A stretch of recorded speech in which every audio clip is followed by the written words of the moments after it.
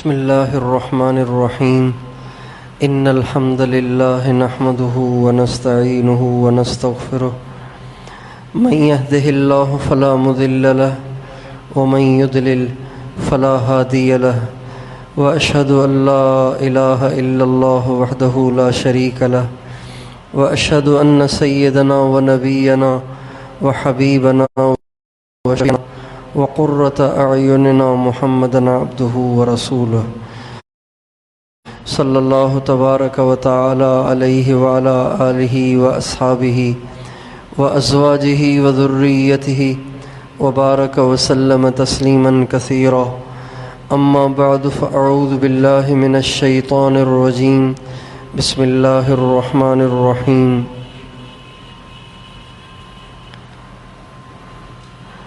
كل نفس ذائقة الموت وإنما توفون أجوركم يوم القيامة فمن زحزح عن النار وأدخل الجنة فقد فاز وما الحياة الدنيا إلا متاع الغرور وقال تعالى إنك ميت وإنهم ميتون وقال تعالى وما محمد إلا رسول أفإن مات أو قتل انقلبتم على أعقابكم ومن ينقلب على عقبيه فلن يضر الله شيئا سبحان ربك رب العزة عما يصفون وسلام على المرسلين والحمد لله رب العالمين اللهم صل على سيدنا محمد وعلى آل سيدنا محمد وبارك وسلم.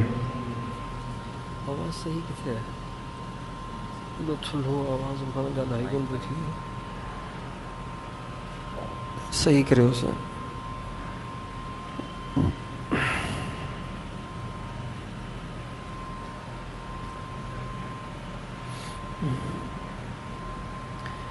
میرے محترم دوستو اور بزرگوں اور بھائیوں، اللہ تعالیٰ نے اس دنیا کی بناوٹ ہی کچھ ایسی بنائی ہے کہ اس میں نہ ہمیشہ کسی نے رہنا ہے نہ ہمیشہ کوئی رہ سکتا ہے. اس دنیا کی ہر چیز میں اگر ہم غور کریں گے تو ایک وقت ہوتا ہے اس کے عروج کا، پھر ایک وقت آتا ہے زوال کا، ایک وقت ہوتا ہے اس کے کھلنے کا، اور ایک وقت آتا ہے اس کے مرجھا جانے کا، ایک وقت ہوتا ہے قوت کا، اور پھر ایک وقت آتا ہے کہ وہ چیز کمزور ہو جاتی ہے.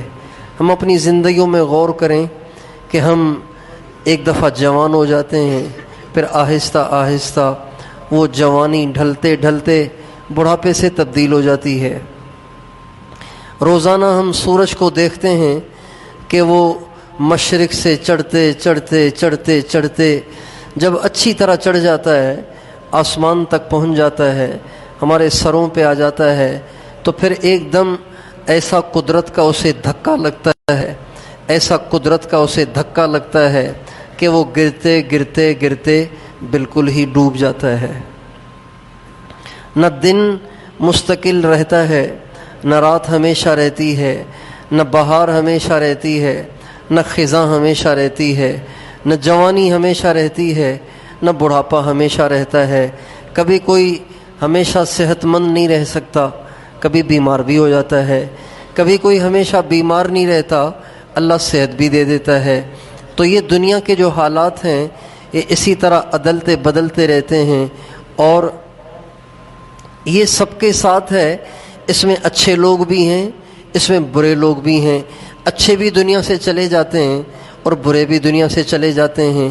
اچھے بھی بوڑھے ہو جاتے ہیں اور برے بھی بوڑھے ہو جاتے ہیں. اچھے بھی کمزور ہو جاتے ہیں اور برے بھی کمزور ہو جاتے ہیں. یہ ایک اللہ کا نظام ہے. اس نظام کے تحت یہ سارا عالم چل رہا ہے. اس کائنات کو اللہ نے حضرت محمد صلی اللہ علیہ وسلم کے طفیل بنایا ہے. وہی اس کائنات کے میر محفل ہیں، انہی کی وجہ سے اس کائنات کو بنایا گیا. وہی اس کائنات کی کریم ہیں. کریم جیسے لسی ہوتی ہے نا، لسی ہوتی ہے، اس کو بلو بلو کے اس کا مکھن نکالتے ہیں، تو وہ مکھن اصل ہے باقی لسی تو ایسے ہی ہے۔ اسی طرح سے یہ کائنات تو ساری ہمارے آقا کے طفیل بنی ہے، اصل تو ہمارے آقا ہیں، اصل تو ہمارے نبی ہیں۔ وہ نہ ہوتے تو حضرت آدم بھی نہ ہوتے، وہ نہ ہوتے تو حضرت ابراہیم بھی نہ ہوتے، وہ نہ ہوتے تو حضرت موسیٰ بھی نہ ہوتے، حضرت عیسیٰ بھی نہ ہوتے۔ نہ اللہ تورات کو نازل کرتا، نہ اللہ انجیل کو نازل کرتا، نہ اللہ زبور کو نازل کرتا، اور قرآن تو آپ ہی پہ نازل ہوا۔ ساری کائنات کا سارا نظام انہی کے طفیل اللہ نے بنایا ہے، انہی کی وجہ سے اللہ نے بنایا ہے۔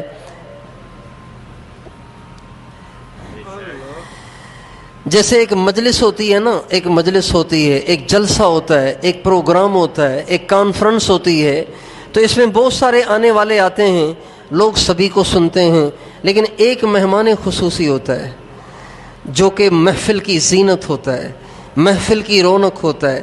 وہ جب تک نہ آئے تو سارے جلسے والے تکتے رہتے ہیں آئے کہ نہیں آئے، انتظار کرتے رہتے ہیں، پوچھتے رہتے ہیں حضرت آئے کہ نہیں آئے، حضرت پہنچ گئے ہیں۔ جلسے میں بیٹھے ہوئے ایک دوسرے سے پوچھتے ہیں، اور جو منتظمین ہوتے ہیں ان سے پوچھتے ہیں۔ ہمارے نبی کی مثال اس مہمان خصوصی کی سی ہے کہ جتنے بھی انبیاء دنیا میں آئے تو وہ بشارت لے کے آئے، آ رہے ہیں، ان قریب آ رہے ہیں۔ حضرت موسیٰ علیہ السلام نے بھی کہا آ رہے ہیں، عیسیٰ علیہ السلام نے بھی کہا آ رہے ہیں، داؤد علیہ السلام نے بھی فرمایا آ رہے ہیں، آخر آپ آ ہی گئے۔ تو اس کائنات کی جو زینت ہے، اس کائنات کی جو کریم ہے، اس کائنات کے جو دولے ہیں، اس کائنات کی جو رونق ہیں، وہ بتائیے کون ہے؟ محمد مصطفیٰ ہیں، احمد مجتبیٰ ہیں، سرکار مدینہ ہیں، سرکار دو عالم ہیں، سرور کونین ہیں، وجہ کائنات ہیں۔ وہ نہ ہوتے تو کچھ بھی نہ ہوتا۔ آدم علیہ السلام سے چوک ہوئی تو اللہ تعالیٰ نے ان کو جنت سے نکال دیا، اور ان کو اتار دیا نیچے۔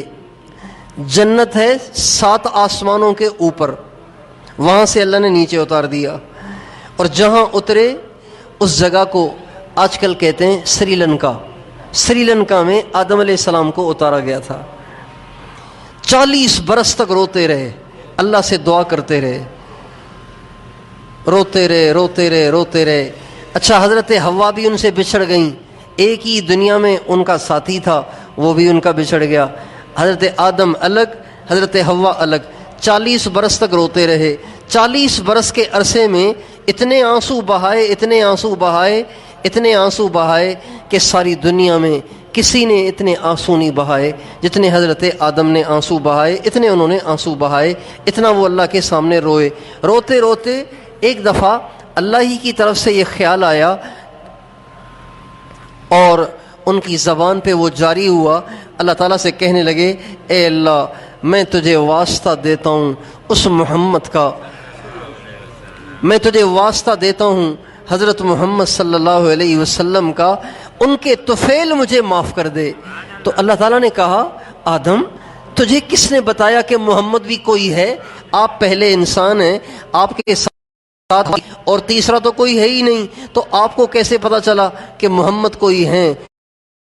تو حضرت آدم علیہ السلام اللہ تعالیٰ سے کہنے لگے اے اللہ، آپ نے جب مجھے بنایا اور میں نے آنکھیں کھولیں تو میں نے عرش کے پایوں پہ ان کا نام لکھا دیکھا، تو میں سمجھ گیا تھا جنت کے پتوں پہ ان کا نام، جنت کے درختوں پہ ان کا نام، جنت کے دروازے پہ ان کا نام، حوروں کے ماتھوں پہ ان کا نام۔ تو میں سمجھ گیا تھا کہ یہ کوئی عظیم الشان ہستی ہیں جس کا نام اللہ نے اپنے نام کے ساتھ رکھا ہے۔ تو اللہ تعالیٰ نے فرمایا آدم، تم ٹھیک سمجھے ہو، لولا ما خلقتک، وہ نہ ہوتا تو میں تجھے بھی نہ بناتا۔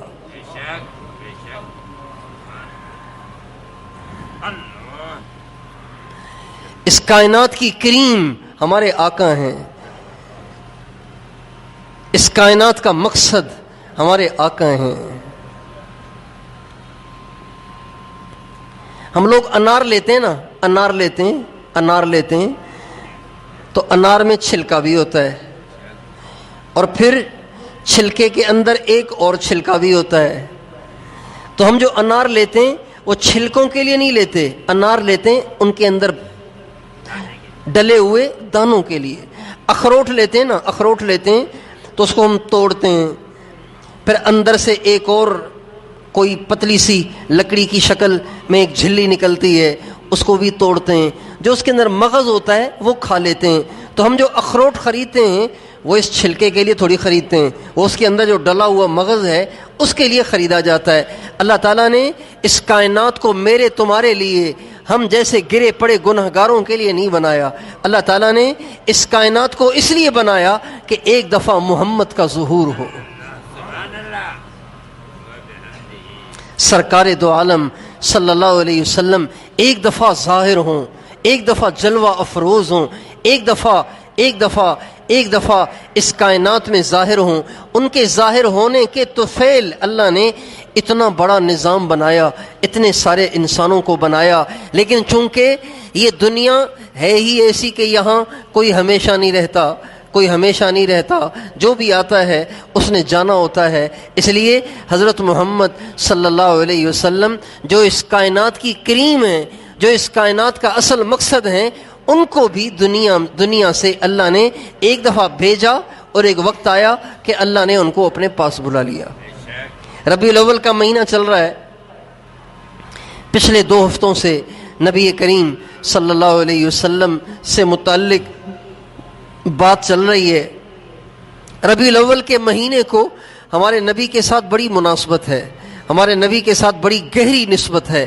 ہمارے نبی کی پیدائش بھی ربیع الاول میں، ہمارے نبی کو نبوت کا جو آپ نے اعلان کیا وہ بھی اس ربیع الاول میں، پھر ہمارے نبی پر جو وحی اتری تو وہ بھی ربیع الاول میں، ہمارے نبی نے جو مکے سے مدینے ہجرت کی وہ بھی ربیع الاول میں، اور ہمارے نبی کا جو انتقال ہوا وہ بھی ربیع الاول میں.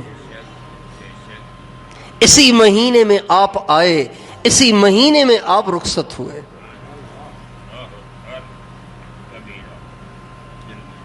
اس لیے ربیع الاول کے مہینے میں جہاں اپنے نبی کی آمد کو ہم بیان کرتے ہیں، ہمیں اپنے نبی کے دنیا سے جانے کو بھی بیان کرنا چاہیے.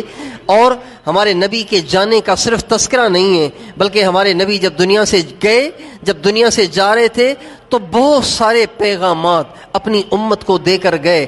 جب وفات کا تذکرہ ہوگا وہ پیغام سامنے آئیں گے، وہ وصیتیں سامنے آئیں گی. جب وہ پیغام اور وصیتیں سامنے آئیں گی تو یاد دہانی ہوگی کہ ہمارے آقا ہم سے کیا کہہ کے گئے ہیں. ہمارے نبی کی جیسے آمد عجیب تھی، ایسے ہی ہمارے نبی کی رخصتی بھی بڑی عجیب تھی. ہمارے نبی آئے تو ساری دنیا میں اجالا آ گیا، ساری دنیا میں روشنی آ گئی، ساری دنیا میں نور آ گیا، ساری دنیا جگمگا اٹھی.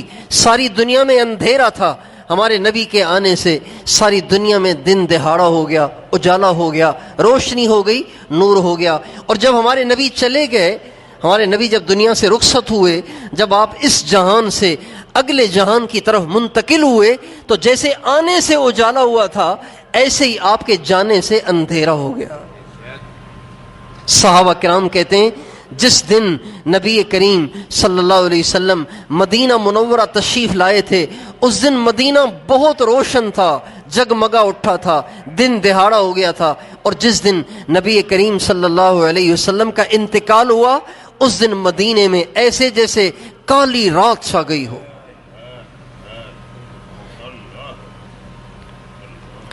آپ کا آنا بھی عجیب، آپ کا جانا بھی عجیب، آپ کی ولادت بھی عجیب، آپ کی رحلت بھی عجیب.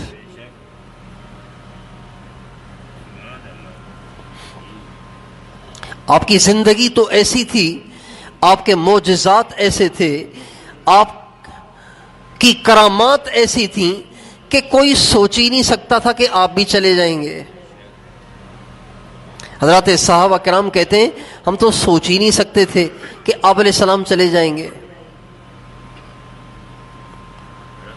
چنانچہ صحابہ کرام کے تو دل میں ہی نہیں تھا، کبھی ان کے تصور میں ہی نہیں آیا کہ آپ علیہ السلام دنیا سے چلے جائیں گے اور ہم یہاں ہوں گے اور آپ دنیا سے چلے جائیں گے. سب سے پہلے نبی کریم صلی اللہ علیہ وسلم کو دنیا سے جانے کا جو پیغام ملا ہے وہ اس وقت ملا جب یہ سورت نازل ہوئی، اذا جاء نصر اللہ والفتح ورأیت الناس يدخلون فی دین اللہ افواجا فسبح بحمد ربک واستغفرہ انہ کان توابا۔ یہ آیتیں نازل ہوئی ہیں فتح مکہ کے قریب۔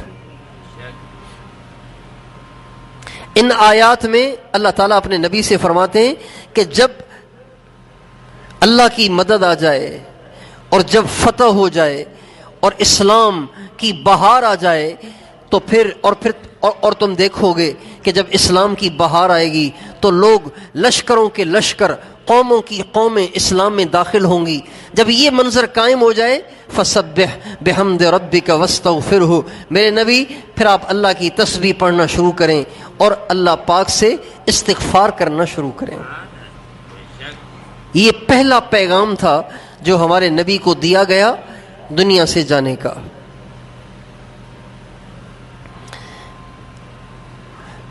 جب یہ آیت اتری تو ہمارے نبی سمجھ گئے تھے کہ اب میرے دنیا سے جانے کا وقت قریب آ گیا ہے۔ پھر انتقال سے ڈھائی مہینے پہلے ہمارے نبی حج پہ تشریف لے گئے، جس کو حجۃ الوداع کہتے ہیں۔ حجۃ الوداع کے موقع پہ 9 ذی الحجہ عصر کی نماز کے بعد عرفات کے میدان میں قرآن پاک کی آیت نازل ہوئی، الیوم اکملت لکم دینکم واتممت علیکم نعمتی ورضیت لکم الاسلام دینا۔ اے میرے نبی، آج میں نے تیرے دین کو مکمل کر دیا، اب اس میں مزید کوئی اور چیز نازل نہیں ہوگی، اب یہ دین مکمل ہو گیا۔ تو اس آیت میں بھی اشارہ تھا کہ اب آپ نے جانا ہے، اب آپ تیاری کریں۔ الیوم اکملت لکم دینکم، آج دین مکمل ہو گیا۔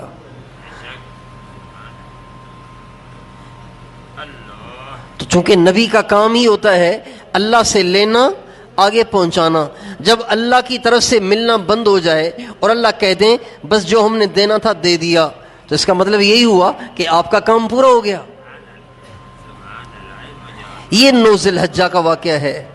پھر 10 ذی الحجہ میں ہمارے نبی نے اپنے سر مبارک کو منڈوایا اور قربانی کی، اور اس کے بعد پتھر مارنے کے لیے، شیطان کو پتھر مارنے کے لیے آپ جمرہ تشریف لے گئے۔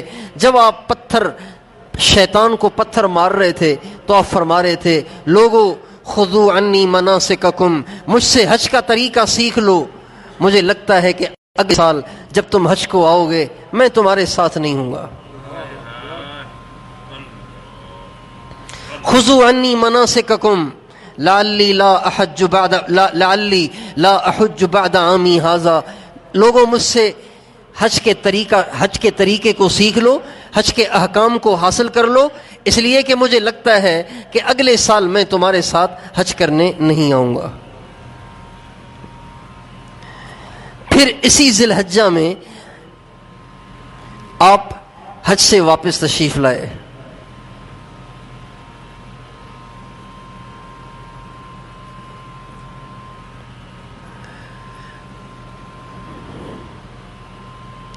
حج سے جب آپ کی واپسی ہو رہی تھی، جب آپ حج سے واپس آ رہے تھے تو راستے میں ایک جگہ پڑتی ہے خم، وہاں ایک نالا بھی تھا، پانی کا نالا بھی تھا، اس کو کہتے ہیں غدیر خم۔ وہاں آپ نے پڑاؤ ڈالا۔ جب پڑاؤ ڈالا گیا تو ایک صحابی ہیں ہمارے نبی کے، حضرت بریدہ رضی اللہ عنہ، وہ ہمارے نبی کی خدمت میں حاضر ہوئے اور انہوں نے کہا، یا رسول اللہ، آپ نے مجھے حضرت علی کے ساتھ یمن بھیجا تھا۔ حضرت علی کو میں نے پچھلی دفعہ سنایا تھا کہ ہمارے نبی نے حضرت علی کو یمن والوں کی ہدایت کے لیے، یمن والوں کو تبلیغ کرنے کے لیے حضرت علی کو بھیجا تھا، ان کے ساتھ اور بھی بہت سارے ساتھی تھے، تو ان میں حضرت بریدہ بھی تھے۔ تو حضرت بریدہ ہمارے نبی کے پاس آئے اور حضرت علی کی آ کے شکایتیں لگائیں، یا رسول اللہ، علی میرے ساتھ سفر میں تھے، علی نے یہ کیا، علی نے یہ کیا، علی نے یہ غلطی کی، علی نے یہ غلطی کی۔ حضرت بریدہ نے آ کے حضرت علی کی شکایتیں لگائیں. جب حضرت بریدہ نے حضرت علی کی شکایتیں لگانا شروع کی، ہمارے نبی کے چہرے کا رنگ تبدیل ہونا شروع ہوا، یہاں تک کہ آپ غصے میں بھر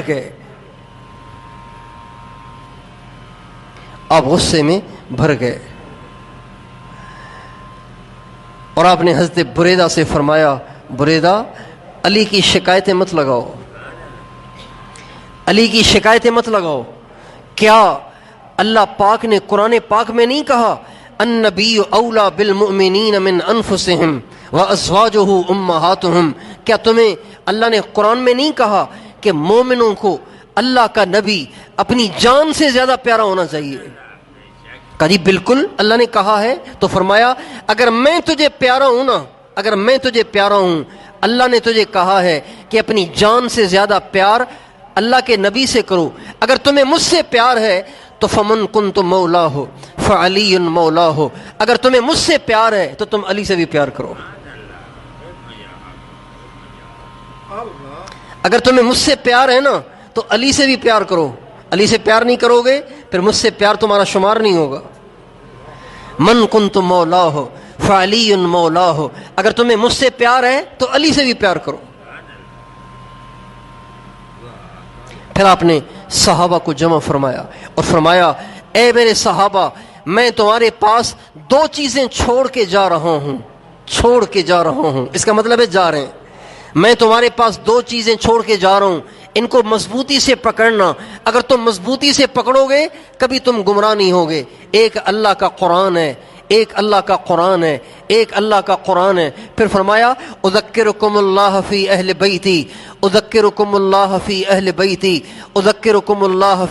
بیتی. دوسری چیز جس کے بارے میں میں تمہیں نصیحت کر رہا ہوں، تمہیں یاد دہانی کر رہا ہوں، تمہیں تنبیہ کر رہا ہوں، میرے اہل بیت کا خیال کرنا. پھر آپ نے دوبارہ اس جملے کو دہرایا، من کنت مولاہ فعلی مولاہ. جو مجھ سے محبت کرتا ہے وہ علی سے بھی محبت کرے. جو مجھے اپنا بڑا مانتا ہے وہ علی کو بھی اپنا بڑا مانے. اللہم وال من والاہ وعاد من عاداہ. پھر آپ نے دعا کر لی، اے اللہ جو علی سے محبت کرے تو اس سے محبت فرما، جو علی سے دوستی لگائے اے اللہ تو اس کا دوست بن جا، جو علی کا دشمن بن جائے تو اس کا دشمن بن جا. یہ ساری باتیں رخصتی والی آپ فرماتے رہے. پھر آپ مدینہ منورہ آ گئے. محرم کا مہینہ مدینے میں گزارا، سفر کا مہینہ مدینے میں گزارا. سفر کی 29 تاریخ کو ہمارے نبی کے ایک صحابی کا انتقال ہوا. آپ علیہ السلام ان کی تدفین کے لیے جنت البقیع تشریف لے گئے.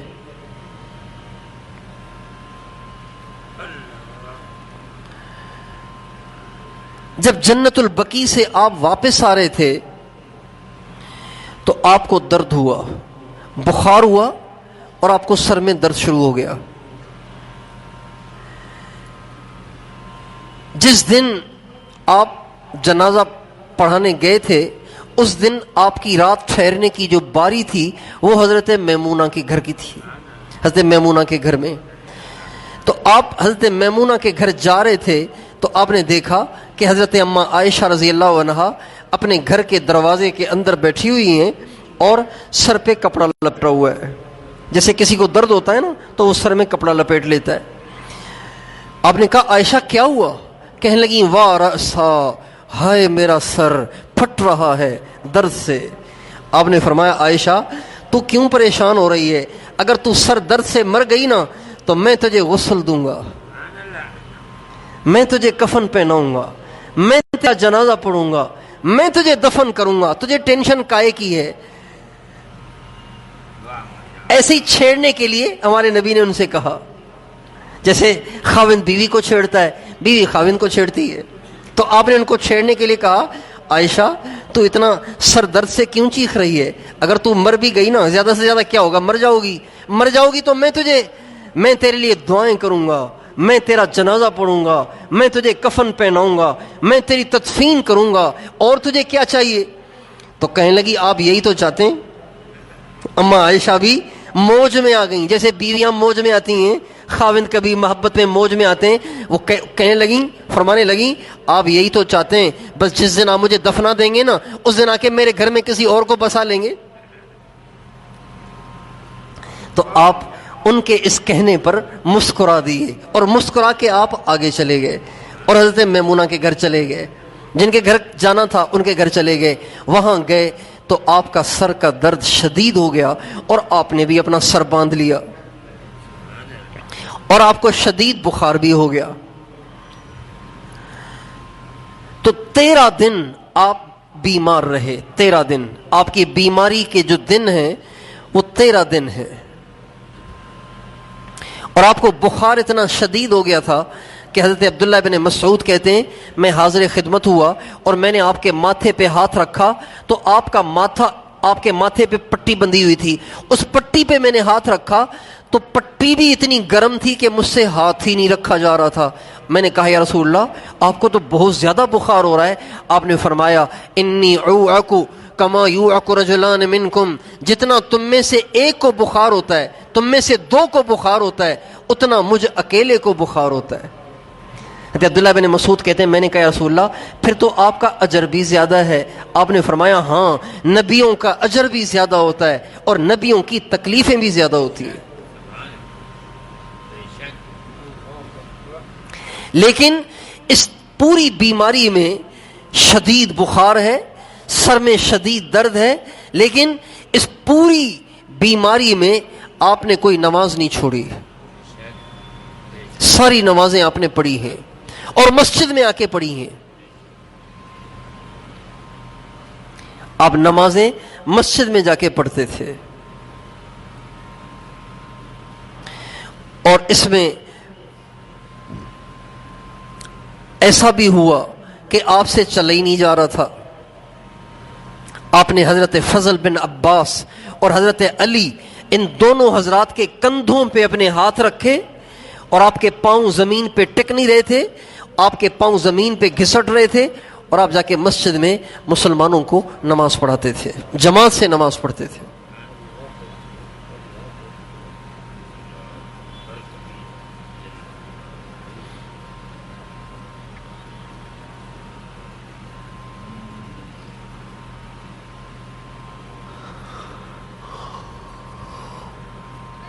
اس دوران حضرت فضل بن عباس کہتے ہیں ایک دن میں آپ علیہ السلام سے ملنے آیا تو آپ علیہ السلام نے فرمایا فضل مجھے سر میں بڑا شدید درد ہے، تم میری پٹی کو ذرا اور زور سے باندھو۔ حضرت فضل کہتے ہیں میں نے اچھی طرح کس کر آپ کے مبارک سر پہ پٹی کو باندھا، پھر آپ علیہ السلام نے مجھے فرمایا ذرا قریب ہو جاؤ، میں قریب ہو گیا، آپ علیہ السلام نے میرے کندھے پہ ہاتھ رکھا اور فرمایا چلو مسجد چلتے ہیں۔ چنانچہ حضرت فضل کہتے ہیں میں آپ علیہ السلام کو لے کے مسجد میں آیا، آپ نے میرے کندھے پہ ہاتھ رکھا ہوا تھا، میرے سہارے سے آپ مسجد میں تشریف لائے، اور مسجد میں آتے ہی آپ ممبر پہ بیٹھ گئے، ممبر پہ کھڑے ہو گئے، اور آپ نے فرمایا لوگوں کو جمع کرو۔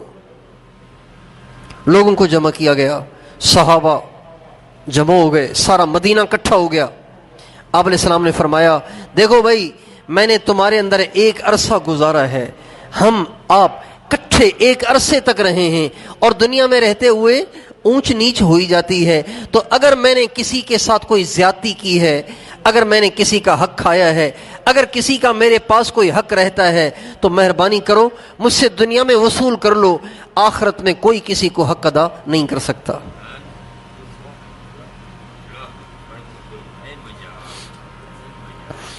اگر میں کسی کو تکلیف دی ہے، میرا جسم حاضر ہے وہ مجھے تکلیف دے دے، اگر میں نے کسی کی عزت کو نقصان پہنچایا ہے میری عزت حاضر ہے، میری عزت سے وہ بدلہ لے لے، لیکن اپنے اس حق کو اپنے پاس نہ رکھے کہ قیامت کے دن مجھے پکڑ لے۔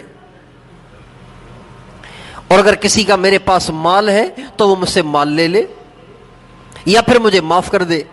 یہ اعلان کرنے کے بعد آپ نے فرمایا میں ایک دفعہ اس اعلان کو کرنے پر اکتفا نہیں کروں گا، ایک دفعہ یہ اعلان اور کروں گا۔ پھر آپ نے نماز پڑھائی، پھر نماز پڑھائی.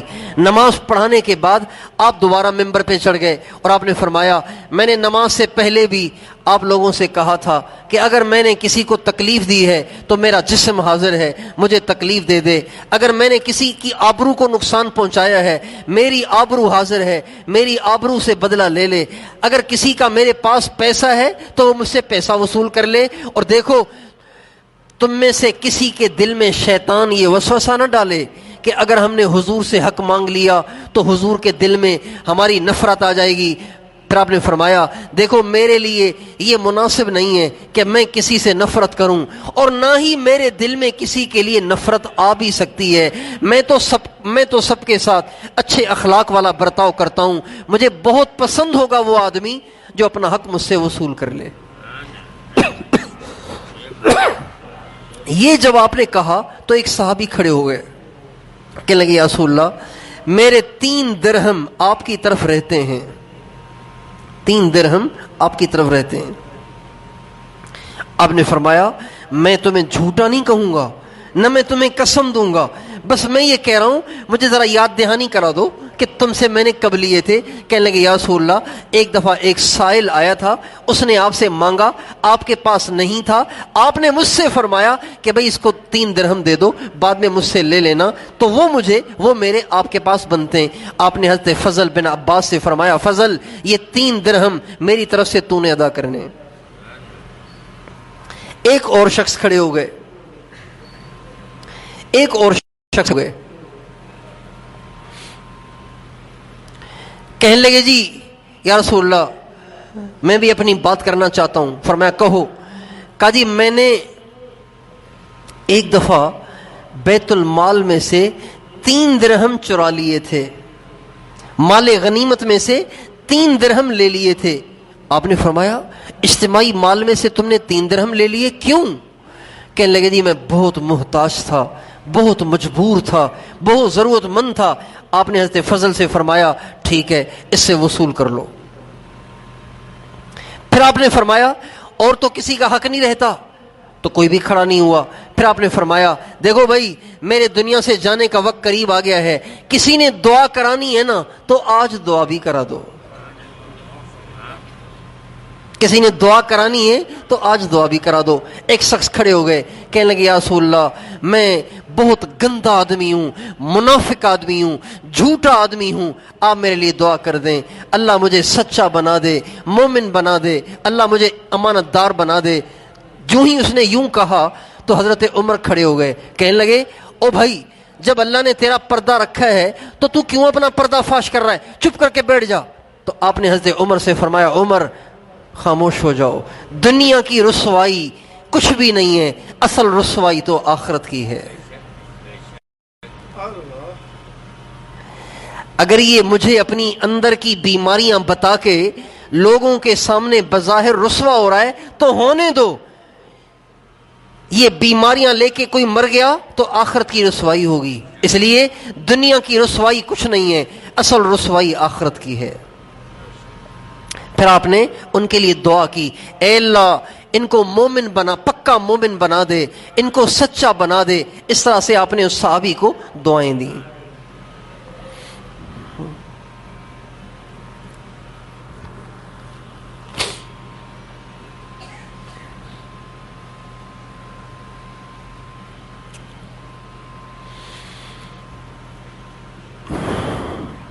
اس کے بعد پھر آپ ممبر سے نیچے اترے اور گھر تشریف لے گئے, اور ہر نماز کے لیے آپ تشریف لاتے اور کوئی نہ کوئی نصیحت فرماتے تھے. انتقال سے 5 دن پہلے آپ مسجد میں تشریف لائے اور آپ ممبر پہ کھڑے ہوئے اور آپ نے فرمایا لوگوں تم سے پہلے ایک قوم گزری ہے, بنی اسرائیل. جب ان کے نبی دنیا سے چلے جاتے تھے تو وہ ان کی اپنے نبیوں کی قبروں کو سجدے کرتے تھے, ان کو سجدہ گاہ بناتے تھے.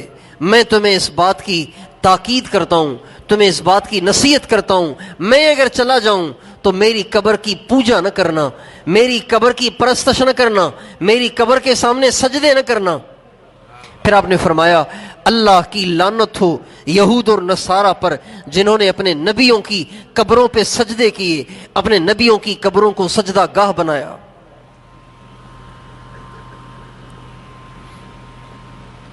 پھر آپ نے فرمایا اللہ کا ایک بندہ ہے، اللہ کا ایک بندہ ہے، اللہ تعالیٰ نے اس بندے کو اختیار دیا، اس بندے کو اختیار دیا۔ کیا اختیار دیا؟ اختیار یہ دیا کہ میرے بندے، اگر تو رہنا چاہتا ہے تو تجھے رہنے کی بھی اجازت ہے، اگر تو ہم سے آ کے ملنا چاہتا ہے تو ہم سے آ کے مل لے۔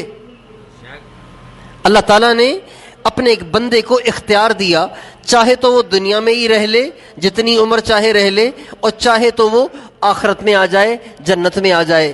تو آپ نے فرمایا جس بندے کو اللہ نے اس بات کا اختیار دیا، اس بندے نے دنیا سے جانے کا انتخاب کر لیا ہے۔ جب یہ بات آپ نے فرمائی تو حضرت ابو بکر صدیق رونے لگ گئے۔ تو صحابہ کرام آپس میں کہنے لگے ان کو کیا ہو گیا ہے؟ حضور ایک آدمی کی بات کر رہے ہیں کہ ایک آدمی کو اللہ نے اختیار دیا دنیا اور آخرت کے درمیان، اس کو اختیار کر لو یا اس کو اختیار کر لو۔ اللہ کے اس بندے نے آخرت کو اختیار کر لیا، تو اس میں رونے کی کون سی بات ہے؟ حضور کسی آدمی کی بات سنا یہ رو رہے ہیں۔ صحابہ کہتے ہیں اس وقت تو ہمیں سمجھ میں نہیں آئی، بعد میں ہمیں سمجھ میں آئی کہ حضرت ابو بکر صدیق جو روئے تھے وہ کس وجہ سے روئے تھے کہ یہ جو بندہ آپ علیہ السلام فرما رہے تھے اس سے مراد خود ہمارے نبی خود تھے۔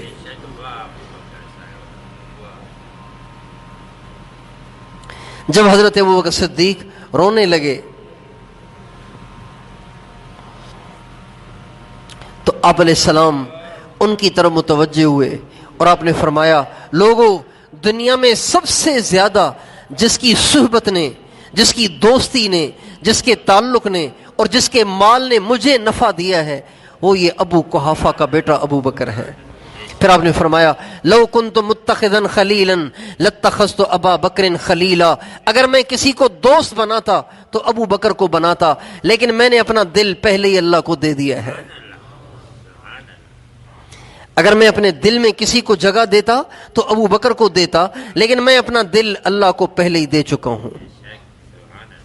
پھر آپ نے فرمایا میں نے دنیا میں جو جو بھی ہے سب کا حق ادا کر دیا ہے، لیکن ابو بکر کا حق میں ادا نہیں کر سکا، اس کا حق اللہ ادا کرے گا۔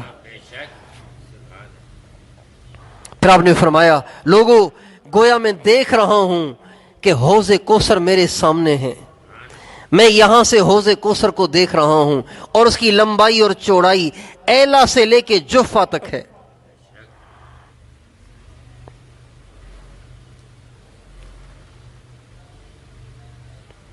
پھر آپ نے انصار صحابہ کے بارے میں وصیت فرمائی۔ آپ نے فرمایا سارے لوگوں کو میں حق دے چکا ہوں، لیکن میرے جو انصار ہیں جنہوں نے اپنی جان بھی مجھ پہ لگائی، اپنا مال بھی مجھ پہ خرچ کیا، اپنا وطن بھی مجھے پیش کیا، مجھے اپنے شہر میں ٹھہرایا اور میری مدد اور نصرت کی،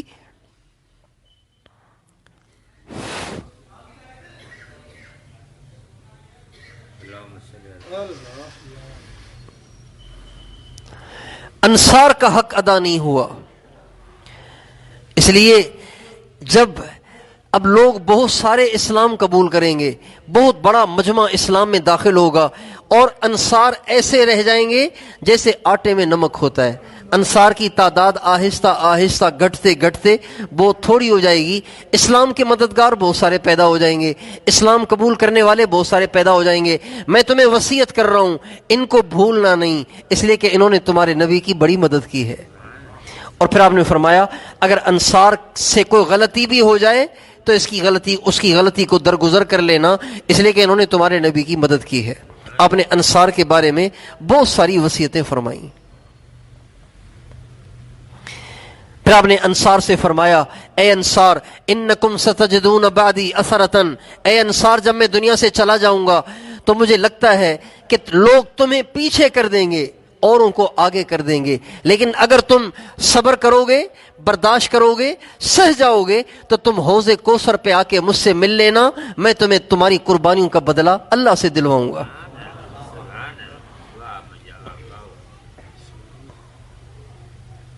اور آپ گھر تشریف لے گئے۔ انتقال سے 4 دن پہلے یعنی جمعرات کو آپ نے ساری نمازیں پڑھائیں، اسی بیماری کے ساتھ، اسی تکلیف کے ساتھ سہارے سے تشریف لاتے اور آ کے نماز پڑھاتے۔ جمعرات کو آپ نے مغرب کی نماز پڑھائی مسجد میں، اور مغرب کی نماز میں سورہ والمرسلات عرفاً کی تلاوت فرمائی۔ 29ویں پارے کی سب سے آخری آیت، آخری صورت ہے، یہ لمبی صورت ہے، 1.5 صفحے کی۔ مغرب کی نماز میں، جمعرات کی مغرب میں آپ نے سورہ والمرسلات کی تلاوت فرمائی۔ اس کے بعد آپ گھر تشریف لائے، مغرب کے بعد گھر تشریف لائے، لیکن جب گھر تشریف لائے تو آخری دنوں میں آپ نے اپنی تمام ازواج مطہرات سے اجازت لے لی تھی، اگر تم مجھے اجازت دو تو میں یہ بیماری کے دن عائشہ کے گھر میں گزار لوں۔ تو ساری ازواج مطہرات نے خوشی خوشی آپ کو اجازت دی، یا رسول اللہ آپ بیماری کے دن بے شک حضرت عائشہ کے گھر میں گزار لیں۔ چنانچہ آپ اماں عائشہ کے گھر میں ہی ٹھہرے ہوئے تھے۔ تو جب مغرب کی نماز پڑھا کے آپ گھر تشریف لائے تو آپ پر بے ہوشی طاری ہو گئی۔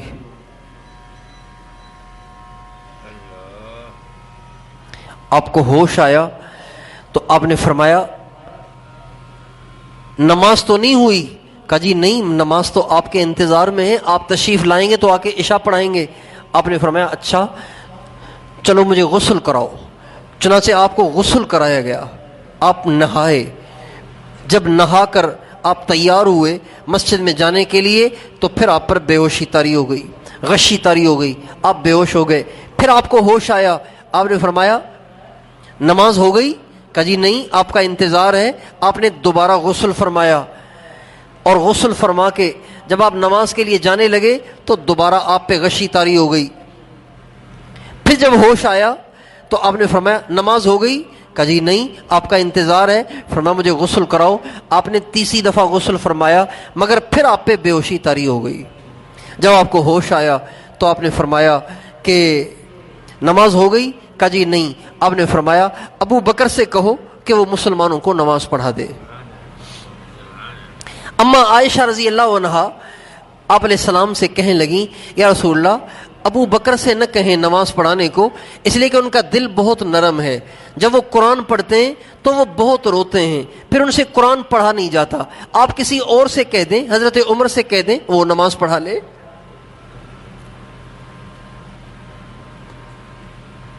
تو آپ نے فرمایا نہیں، ابو اللہ کی شان جب نماز کھڑی ہونے لگی تو اس وقت حضرت ابو بکر موجود نہیں، تو صحابہ نے حضرت عمر کو آگے کھڑا کر دیا کہ ابو بکر کے بارے میں ہمارے نبی نے فرمایا وہ تو ہیں نہیں، تو آپ نماز پڑھا لیں۔ جب حضرت عمر مصلی پہ آ کے کھڑے ہوئے اور آپ حضرت عمر نے تکبیر کہی اور سورہ فاتحہ شروع کی، حضرت عمر کی آواز بہت اونچی تھی تو ہمارے نبی کے گھر میں بھی آئی۔ جب ہمارے نبی نے سنا کہ حضرت عمر نماز پڑھا رہے ہیں تو آپ نے زور سے کہا لا لا لا یصلی للمسلمین للناس الا ابو بکر، کوئی نماز نہ پڑھائے، کوئی نماز نہ پڑھائے، کوئی نماز نہ پڑھائے، صرف ابو بکر پڑھائے۔ مومنون الا ابا بکر، کوئی نماز نہیں پائے گا نہ اللہ۔ چنانچہ حضرت عمر پیچھے ہٹے، حضرت ابو بکر آگے تشریف لائے اور انہیں آ کے نماز پڑھائی۔ یہ بات ہے انتقال سے 5 دن پہلے کی، جمعرات کی عشاء کی نماز حضرت ابو بکر صدیق نے پڑھائی، اور عشاء کی نماز سمیت ٹوٹل 17 نمازیں ہمارے نبی کی زندگی میں حضرت ابو بکر صدیق نے پڑھائیں۔ ایک نماز ہو گئی جمعرات کی، 5 نمازیں جمعے کی کتنی ہو گئیں؟ 6۔ 5 نمازیں ہفتے کی کتنی ہو گئیں؟ 11۔ 5 نمازیں اتوار کی کتنی ہو گئیں؟ ایک نماز پیر کے دن کی فجر کی کتنی ہو گئیں؟ 17۔ ہمارے نبی کی موجودگی میں 17 نمازیں حضرت ابو بکر صدیق نے پڑھائیں۔ ایک دفعہ انہی ایام میں آپ علیہ السلام نے محسوس کیا کہ طبیعت میری بہتر ہے، چنانچہ آپ سہارے سے مسجد میں تشریف لے گئے نماز پڑھنے کے لیے۔ جب مسجد میں تشریف لے گئے، صحابہ، چونکہ آپ کا گھر تھا مسجد کے محراب کی طرف، تو جو ہی آپ داخل ہوئے نا مسجد میں تو سارے صحابہ کو پتہ چل گیا کہ حضور تشریف لے آئے۔ حضرت ابوبکر صدیق ایک دم پیچھے ہونے لگے تو آپ علیہ السلام نے حضرت ابوبکر صدیق سے فرمایا آپ نماز پڑھاتے رہیں، پیچھے نہ ہٹیں۔ آپ علیہ السلام حضرت ابوبکر صدیق کے ساتھ بیٹھ کر آپ نے نماز پڑھائی، چنانچہ امام تو بنے ہمارے نبی، حضرت ابوبکر صدیق ہمارے نبی کی تکبیرات کہتے رہے اور لوگ سنتے رہے اور نماز پڑھتے رہے۔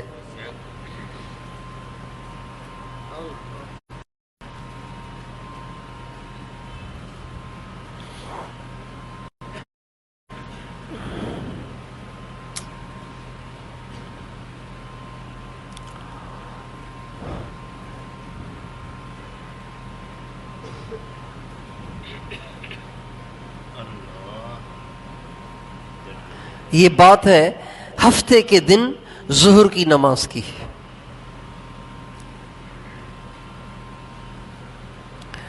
اس کے بعد اتوار کا دن آیا، انتقال سے ایک دن پہلے صبح سویرے ہی آپ علیہ السلام نے اپنے غلاموں کو بلایا، ان کی تعداد تھی 40 کے 40 کو آزاد کر دیا اور فرمایا میرے گھر میں کیا ہے؟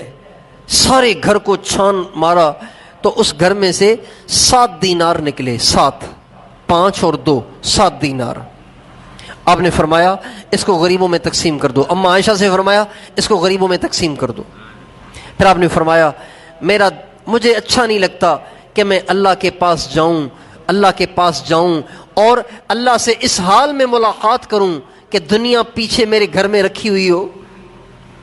میں دنیا چھوڑ کے نہیں مرنا چاہتا، میں اس حال میں اللہ سے ملنا چاہتا ہوں کہ میرا گھر دنیا کی دولت سے خالی ہو۔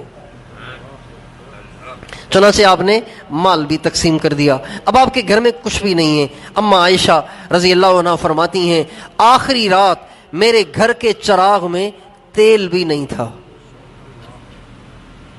میرے گھر کے چراغ میں تیل بھی نہیں تھا، وہ بھی میں نے پڑوسن سے ادھار لیا اپنے گھر کو روشن کرنے کے لیے۔ اور ہمارے نبی کے پاس ایک زرہ تھی جس کو آپ میدان جنگ میں پہنا کرتے تھے، تو ہمارے نبی کے گھر میں ایک دفعہ تنگی ہوئی، راشن نہیں تھا، کھانا نہیں تھا، تو آپ علیہ السلام ایک یہودی کے پاس تشریف لے گئے اور اس یہودی سے کہا کہ 30 سا آپ مجھے غلے کے دے دیں۔ اس نے کہا جی پھر آپ میرے پاس کوئی چیز گروی بھی تو رکھوا دیں، تو آپ نے اپنی زرہ اس یہودی کے پاس رکھوا دی، 30 سا اس سے غلے کے لے لیے اور اپنے گھر والوں میں تقسیم کر دیے۔ غالباً 30 سا کھجوریں تھیں یا جو تھے 30 سا جو آپ نے اسے ادھار لیے اور اپنی زرہ اس کے پاس گروی رکھوائی۔ دنیا سے جانے تک آپ علیہ السلام کے پاس اتنے پیسے نہ آ سکے کہ آپ یہودی کو دے کے اپنی زرہ کو چھڑوا سکتے۔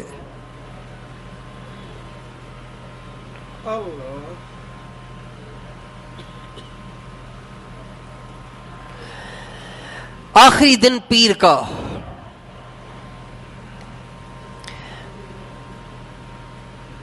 اس میں صبح سویرے آپ علیہ السلام کی طبیعت میں بڑی بشاشت آ گئی تھی، طبیعت بہت اچھی لگ رہی تھی، صحابہ بھی خوش ہو گئے تھے کہ آپ علیہ السلام کی طبیعت ٹھیک ہو گئی ہے۔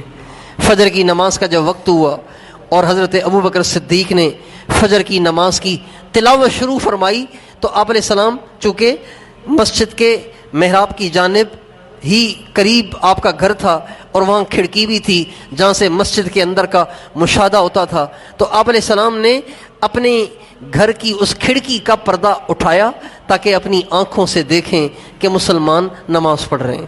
آپ نے جو ہی پردہ ہٹایا تو پاس کھڑے ہوئے صحابہ کو پتہ چل گیا کہ آقائے دو جہاں نے پردہ ہٹایا ہے۔ تو صحابہ کہتے ہیں نمازی کی تو نگاہ سجدے کی جگہ ہونی چاہیے نا، لیکن جو ہی پردہ ہٹا تو سب صحابہ کی نگاہیں نماز سے اٹھ کر آپ علیہ السلام کے چہرے انور کی طرف چلی گئی۔ صحابہ کہتے ہیں یہ آخری دیدار تھا جو ہمارے نبی کا ہم نے کیا، اور اس وقت جب ہم نے دیدار کیا تو آپ علیہ السلام کا جو چہرہ تھا ایسے جیسے درخت کا، ایسے جیسے قرآن کا ورق ہوتا ہے، سفید ورق ہوتا ہے نا، سفید ورق، بالکل ایسے سفید ورق کی طرح سے آپ کا چہرہ صاف شفاف، اور کمزوری بھی تھی جس کی وجہ سے چہرے کا رنگ ایسا ہو گیا تھا۔ تو صحابہ کہتے ہیں جب پردہ ہٹا تو ہم نے چاہا کہ نمازیں توڑ کے بس آپ ہی کا جلوہ اور آپ ہی کا حسن و جمال دیکھتے رہیں، لیکن آپ علیہ السلام نے ہاتھ کے اشارے سے فرمایا نمازیں مت توڑو، بس میں تمہیں ایک دفعہ نماز پڑھتا ہوا دیکھنا چاہتا تھا، میں تمہیں ایک دفعہ نماز پڑھتا ہوا دیکھنا چاہتا تھا۔ میرے دوستو، ہم اندازہ لگائیں ہمارے نبی کو اپنی امت کے نمازی ہونے کی کتنی تمنا تھی، کتنی خواہش تھی۔ بعض بڑوں کو اپنے بچوں کے لیے کچھ ارمان ہوتے ہیں، کچھ تمنائیں ہوتی ہیں۔ ہمارے ایک بزرگ تھے حضرت مولانا ظاہر شاہ صاحب رحمۃ اللہ علیہ، ان کی تمنا تھی اور وہ اس کی دعا کرتے تھے، اے اللہ جب تک میرا بیٹا عالم نہ ہو جائے، اے اللہ تب تک مجھے موت نہ دینا، میں اسے ایک دفعہ عالم دیکھنا چاہتا ہوں۔ چنانچہ جس دن ان کا بیٹا عالم ہو کے آیا نا، اس دن ان کا انتقال ہوا۔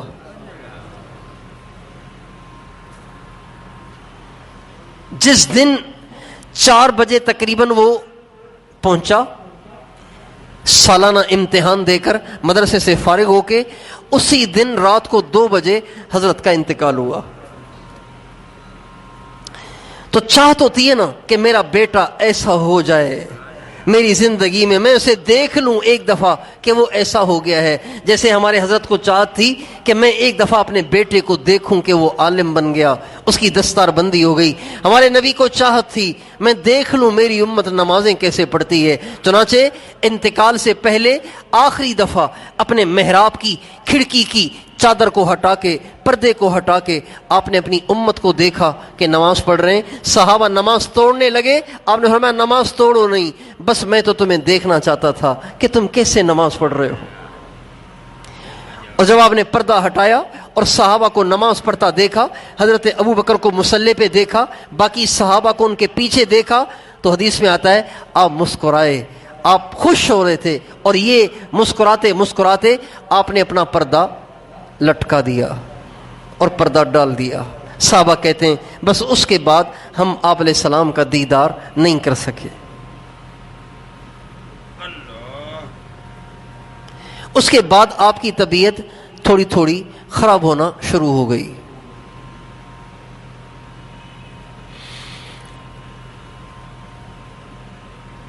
حضرت ابوبکر صدیق کہتے ہیں جب میں نے دیکھا کہ آپ علیہ السلام کی طبیعت بالکل ٹھیک ہے تو میں نے آپ علیہ السلام سے کہا رسول اللہ میں پھر گھر چکر لگاؤں۔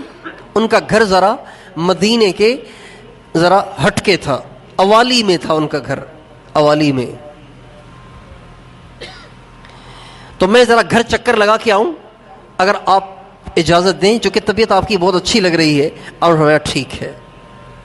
حضرت ابوبکر صدیق چلے گئے، پیچھے طبیعت خراب ہونا شروع ہو گئی۔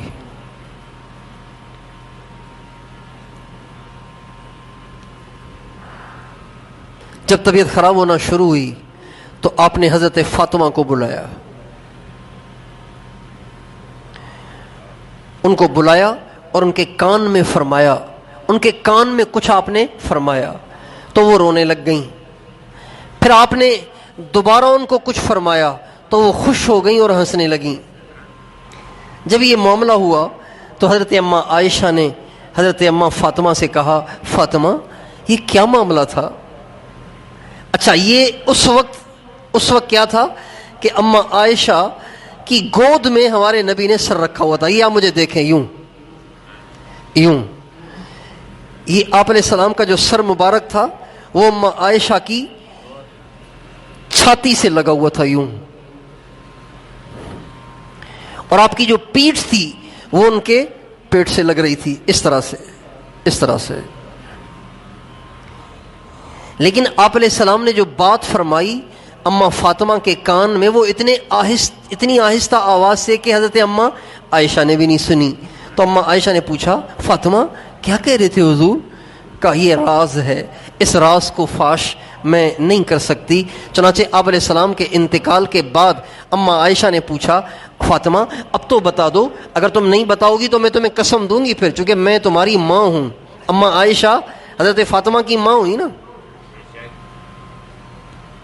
میرا جو تم پہ حق بنتا ہے اس کی قسم دوں گی تمہیں. کہا اب بتا دوں گی, اس لیے کہ حضور دنیا سے چلے گئے. پھر فرمانے لگیں وہ جو پہلی دفعہ آپ علیہ السلام نے مجھے کان میں بات فرمائی جس پہ میں رو پڑی وہ یہ تھی کہ آپ نے فرمایا عائشہ میں اس بیماری سے اب اٹھ نہیں سکوں گا, آج میں چلا جاؤں گا دنیا سے. جب آپ نے کہا نا میں آج جا رہا ہوں تو میں کیسے برداشت کر سکتی تھی, میں رو پڑی. جب آپ نے پھر دوبارہ مجھے کان میں فرمایا فاطمہ تو رو نہیں, تو دل چھوٹا نہ کرنا, اتق اللہ وصبری, اللہ سے ڈرنا, صبر کرنا, رونا اور چیخنا نہیں, بلکہ میں تمہیں خوشخبری دیتا ہوں وہ یہ کہ میرے دنیا سے جانے کے بعد میرے اہل بیت میں سب سے پہلے مجھ سے تو آ کر ملے گی. اور فاطمہ تو کیوں روتی ہے, تو کیوں پریشان ہوتی ہے؟ میں تم سے پہلے تمہاری تیاری کرنے تو جا رہا ہوں.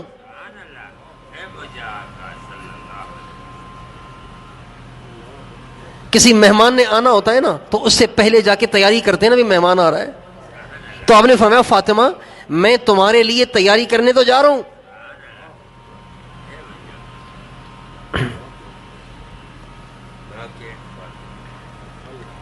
تو کیوں روتی ہے؟ میں تم سے پہلے جا رہا ہوں, تمہارے لیے تیاریاں کروں گا اور پھر تم بھی آ جانا.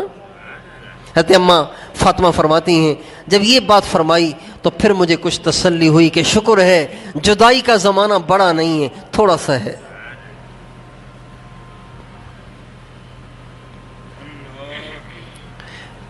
اس کے بعد آپ نے حضرت امام حسن اور امام حسین کو بلایا اور ان کو سینے سے لگایا.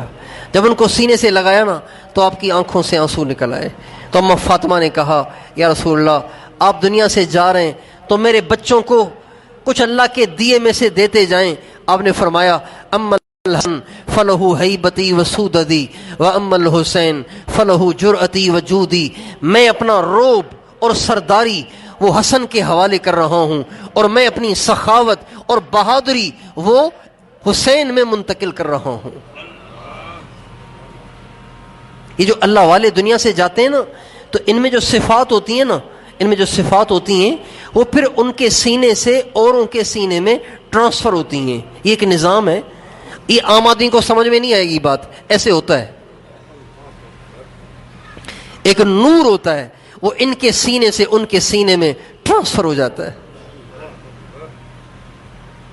جیسے ایک موبائل سے دوسرے موبائل میں چیز چلی جاتی ہے نا, ٹرانسفر ہو جاتی ہے, بلوٹوتھ کے ذریعے سے چلی جاتی ہے. اس طرح اللہ تعالیٰ کا ایک نظام ہے کہ جو نور اللہ سے نسبت, اللہ کا تعلق کسی کے سینے میں ہوتا ہے وہ ان کے سینے میں منتقل ہو جاتا ہے. ہمارے حضرت مولانا جمشید صاحب نور اللہ مرقدہ, ایک دفعہ میں نے ان سے پوچھا کہ حضرت آپ کس کس کے خلیفہ ہیں, آپ کے پاس کتنی خلافتیں ہیں؟ تو وہ فرمانے لگے میرے پاس 3 خلافتیں ہیں, 3 بزرگوں نے مجھے خلافت دی. پھر فرمایا فلانے اور فرمایا تیسرے جو بزرگ ہیں حضرت مولانا شاہ عبدالعزیز صاحب دعاجو رحمۃ اللہ علیہ, انہوں نے خلافت بھی دی اور اپنی نسبت بھی دی. میں نے کہا نسبت کا کیا مطلب؟ فرمانے لگے جب ان کے انتقال کا وقت آیا تو انہوں نے مجھے سینے سے لگایا اور جو کچھ اللہ نے ان کو دیا تھا وہ سارا میرے سینے میں ٹرانسفر کر دیا.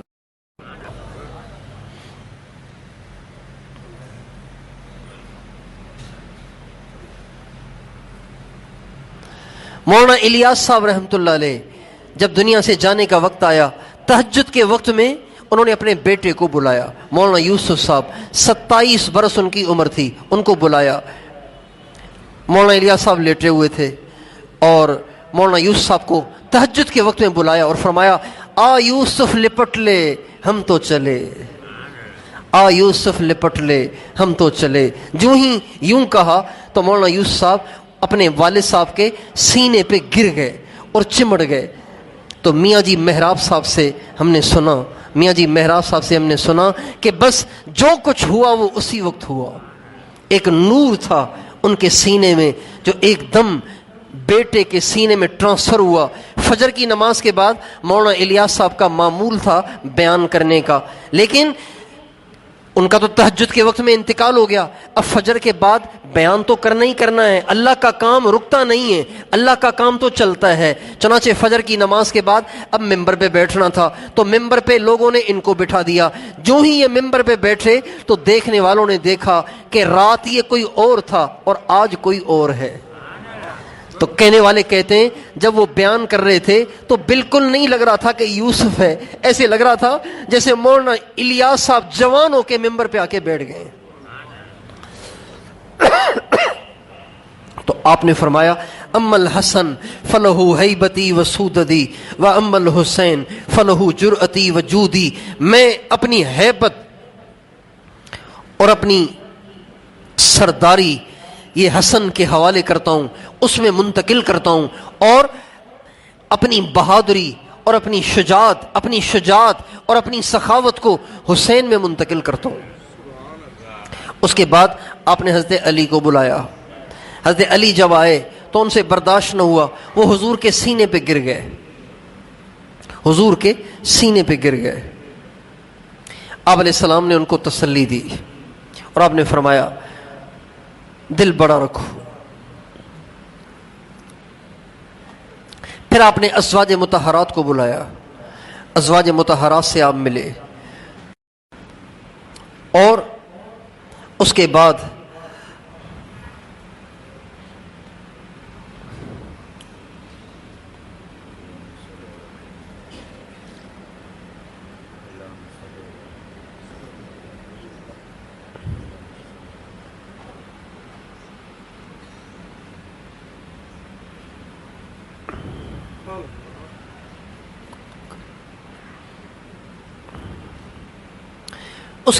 آپ علیہ السلام کے پاس حضرت جبریل علیہ السلام آئے، اور جبریل علیہ السلام نے آ کے آپ علیہ السلام سے کہا یا رسول اللہ ملک الموت دروازے پہ کھڑے ہوئے ہیں، حضرت اسرائیل علیہ السلام دروازے پہ کھڑے ہوئے ہیں اور وہ اجازت مانگ رہے ہیں، اگر آپ کہیں تو اندر بلا لوں؟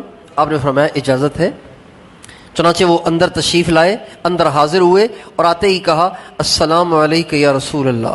آپ نے جواب دیا کہ یا رسول اللہ آپ پہلے شخص ہیں۔ پھر وہ کہنے لگے یا رسول اللہ اللہ نے مجھے آپ کے پاس بھیجا ہے، آپ پہلے آدمی ہیں جن سے میں اجازت لے کر آیا ہوں، آپ سے پہلے میں نے کسی سے آج تک اجازت نہیں لی، میں جس کے پاس جاتا ہوں سیدھا جاتا ہوں، کوئی مجھے روک نہیں سکتا۔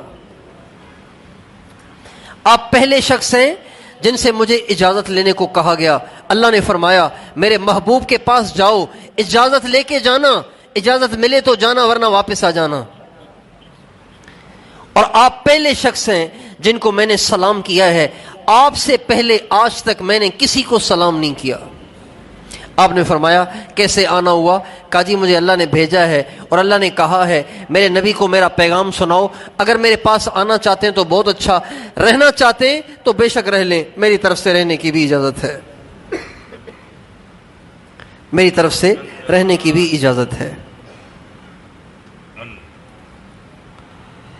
تو آپ علیہ السلام سوچ میں پڑ گئے۔ آپ نے حضرت جبریل علیہ السلام کو دیکھا اور آنکھوں میں ان سے مشورہ کرنے لگے جبریل کیا کرنا چاہیے؟ تو حضرت جبریل کہنے لگے یا رسول اللہ اگر آپ رہنا چاہیں تو آپ کو رہنے کی اجازت ہے، لیکن اللہ کو آپ سے ملنے کا بڑا شوق ہے، اللہ کو آپ سے ملنے کا بڑا شوق ہے۔ تو آپ نے فرمایا اگر اللہ کو مجھ سے ملنے کا شوق ہے تو مجھے بھی دنیا میں رہنے کا کوئی شوق نہیں ہے، میں بھی اللہ سے ملنا چاہتا ہوں۔ پھر آپ نے فرمایا لیکن اگر میں دنیا سے چلا گیا تو پیچھے میری امت کا کیا بنے گا؟ اس لیے کہ اللہ تعالیٰ نے قرآن پاک میں فرمایا تھا وَمَا كَانَ اللَّهُ لِيُعَذِّبَهُمْ وَأَنْتَ فِيهِمْ، اے میرے نبی جب تک آپ ان میں موجود ہیں میں کبھی ان کو عذاب نہیں دوں گا۔ تو اب میں اگر آ جاؤں تو پھر کیا بنے گا؟ ابھی تو میری وجہ سے عذاب رکا ہوا ہے، میری وجہ سے رحمتیں برس رہی ہیں، میری وجہ سے امت کی بچت ہوئی ہے، امت کی حفاظت ہوئی ہے۔ اگر میں چلا جاؤں گا تو میرے بعد میری امت کا کیا بنے گا؟ امت تو اور بھی بہت ساری آنی ہے قیامت تک۔ تو حضرت اسرائیل علیہ السلام اللہ کے پاس گئے، اللہ کے ہاں سے پیغام لائے کہ اے میرے نبی، اللہ تعالیٰ فرما رہے ہیں اے میرے نبی آپ اطمینان سے تسلی سے ہمارے پاس آ جائیں، ہم آپ کے بعد آپ کی امت کو تنہا نہیں چھوڑیں گے۔ آپ علیہ السلام نے جب یہ خبر سنی تو آپ نے فرمایا الآن قرت عینی، اب میرا سینہ ٹھنڈا ہے، میری آنکھیں ٹھنڈی ہیں، اب میرا دل مطمئن ہے۔ چنانچہ آپ نے حضرت اسرائیل سے فرمایا اسرائیل تم میری بھی روح نکالو گے؟ کہا جی ہاں میں تو سبھی کی نکالتا ہوں۔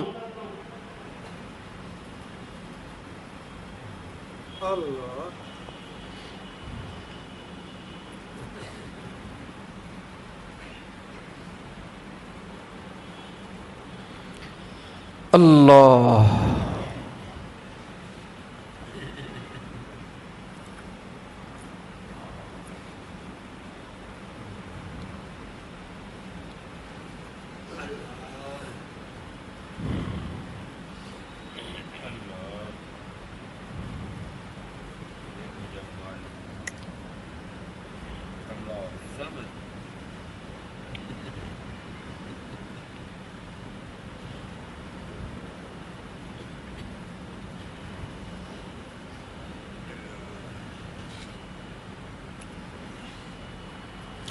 اس موقع پر سب سے آخری الفاظ جو آپ کی آخری وصیت جو آپ کی زبان سے نکل رہی تھی وہ یہ تھی الصلاۃ الصلاۃ وما ملکت ایمانکم، اے میری امت نماز کا خیال کرنا، نماز کا خیال کرنا، نماز کا خیال کرنا، اور میری امت کے کمزوروں کا خیال کرنا، ان پہ ظلم نہ کرنا، طاقت کے نشے میں، عہدے کے نشے میں، مال کے نشے میں آ کے کمزوروں پہ زیادتیاں اور ظلم نہ شروع کر دینا، بلکہ کمزوروں کا خیال کرنا۔ حضرت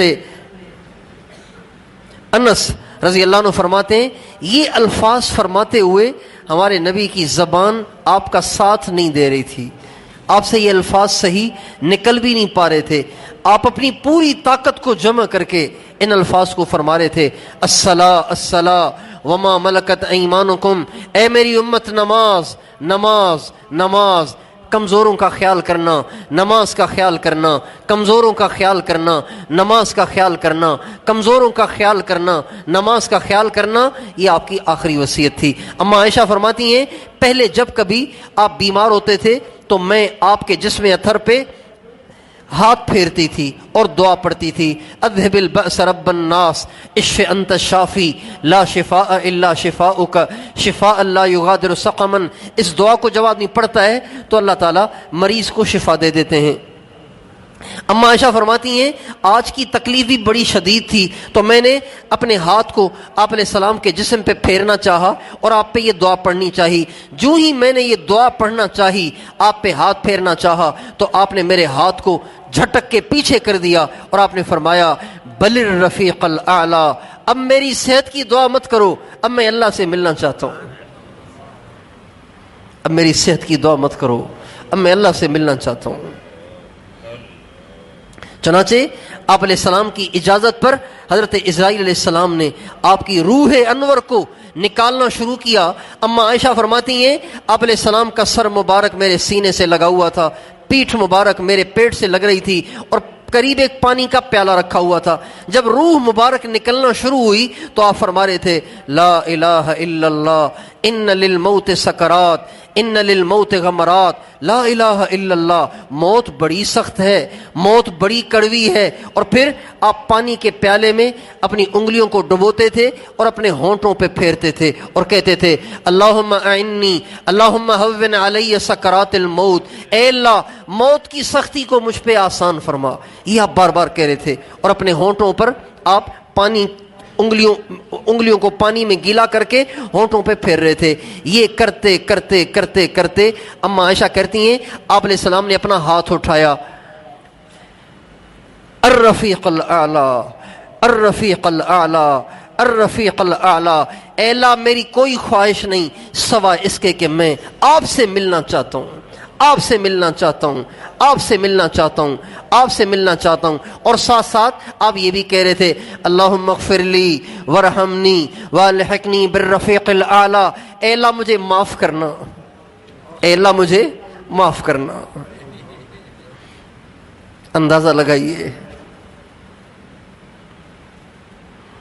جنہوں نے اپنا سب کچھ لگا دیا، سب کچھ لٹا دیا، کوئی کسر نہیں چھوڑی، لہو لہاں بھی ہوئے، پیٹ پہ پتھر بھی باندھے، فاقے بھی اٹھائے، ساری زندگی اپنے آپ کو دنیا سے دور رکھا اور بچوں کو بھی فاقے برداشت کروائے، اپنی اہل و عیال کو بھی فاقے برداشت کروائے، دندان بھی شہید ہوئے، جسم بھی لہو لہاں ہوا. وہ کون سی تکلیف ہے جو آپ نے برداشت نہ کی اللہ کے حکم کو پورا کرنے میں؟ لیکن آج کہہ رہے ہیں اللہم اغفر لی، اللہ معاف کرنا، میں نہیں کر سکا. اللہم اغفر لی ورحمنی، اے اللہ معاف بھی کرنا رحم بھی کرنا، معاف بھی کرنا رحم بھی کرنا. والحقنی بالرفیق الاعلی، اور بس اب مجھے اپنے پاس بلا لے. یہ آپ دعا کر رہے تھے. اور پھر کبھی کہتے تھے صرف الرفیق الاعلی، اور ہاتھ اٹھایا ہوا تھا اور نگاہ مبارک آسمان کی طرف اٹھی ہوئی تھی. الرفیق الاعلی، ہاتھ اٹھا ہوا ہے، الرفیق الاعلی. اما عائشہ کہتی ہیں یوں کہتے کہتے اچانک آپ کا ہاتھ نیچے گر گیا اور آپ کی آنکھیں مبارک اوپر چلی گئیں اور آپ کی گردن مبارک ایک طرف ڈھلک گئی اور آپ کے منہ مبارک سے لعاب نکل کے میرے سینے پہ آ گرا، جس کی وجہ سے مجھے ٹھنڈک محسوس ہوئی تو میں کانپ گئی اور میں نے دیکھا کہ اللہ کے نبی دنیا سے جا چکے تھے.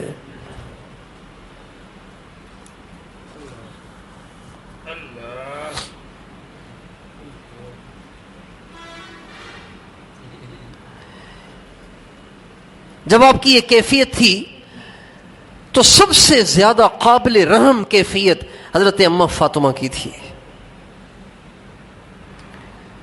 جب آپ اپنی انگلیوں کو پانی میں ڈبو رہے تھے اور آپ فرما رہے تھے ان للموت غمرات ان للموت سکرات اللہم ہون علی سکرات الموت، اے اللہ موت تو بڑی تکلیف دہ ہے، اے اللہ موت کی تکلیف کو میرے لیے آسان فرما. جب آپ یہ کہہ رہے تھے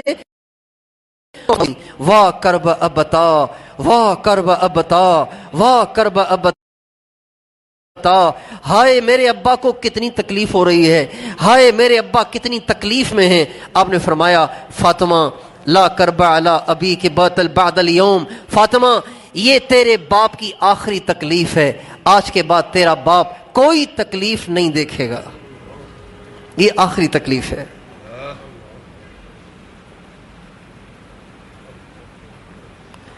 آپ کا انتقال ہوا تو حضرت اماں فاطمہ کہہ رہی تھیں سبت علی مصائب لو انہا سبت علی الایام سرن لیالیا، ہائے میرے بابا کے انتقال سے مجھ پہ وہ مصیبتیں ٹوٹی ہیں، اگر دنوں پہ ڈالی جاتی نا تو دن بھی رات بن جاتے، پہاڑوں پہ ڈالی جاتی تو پہاڑ دب جاتے. یہ کہتی تھیں اور بے ہوش ہو جاتی تھی. جب آدمی اپنے غم کو چیخ کر چلا کر نکالے گا نہیں نا تو بے ہوش ہو جائے گا.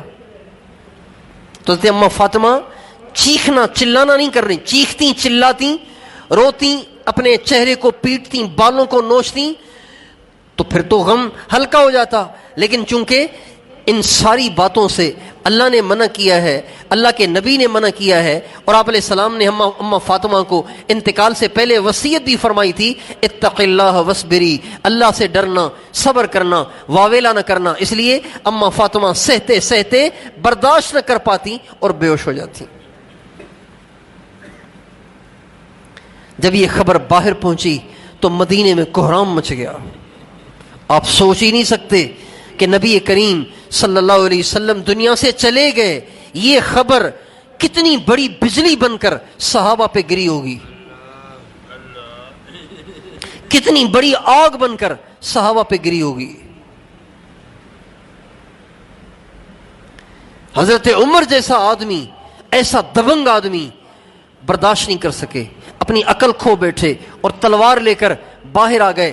کون ہے جو کہتا ہے محمد چلے گئے؟ محمد نہیں جائیں گے، جو کہے گا محمد چلے گئے میں اس کی گردن اڑا دوں گا۔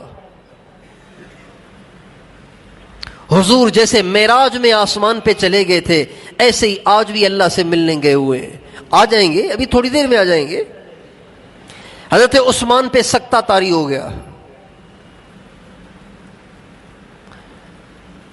حضرت علی رو رو کے بے ہوش ہو جاتے تھے۔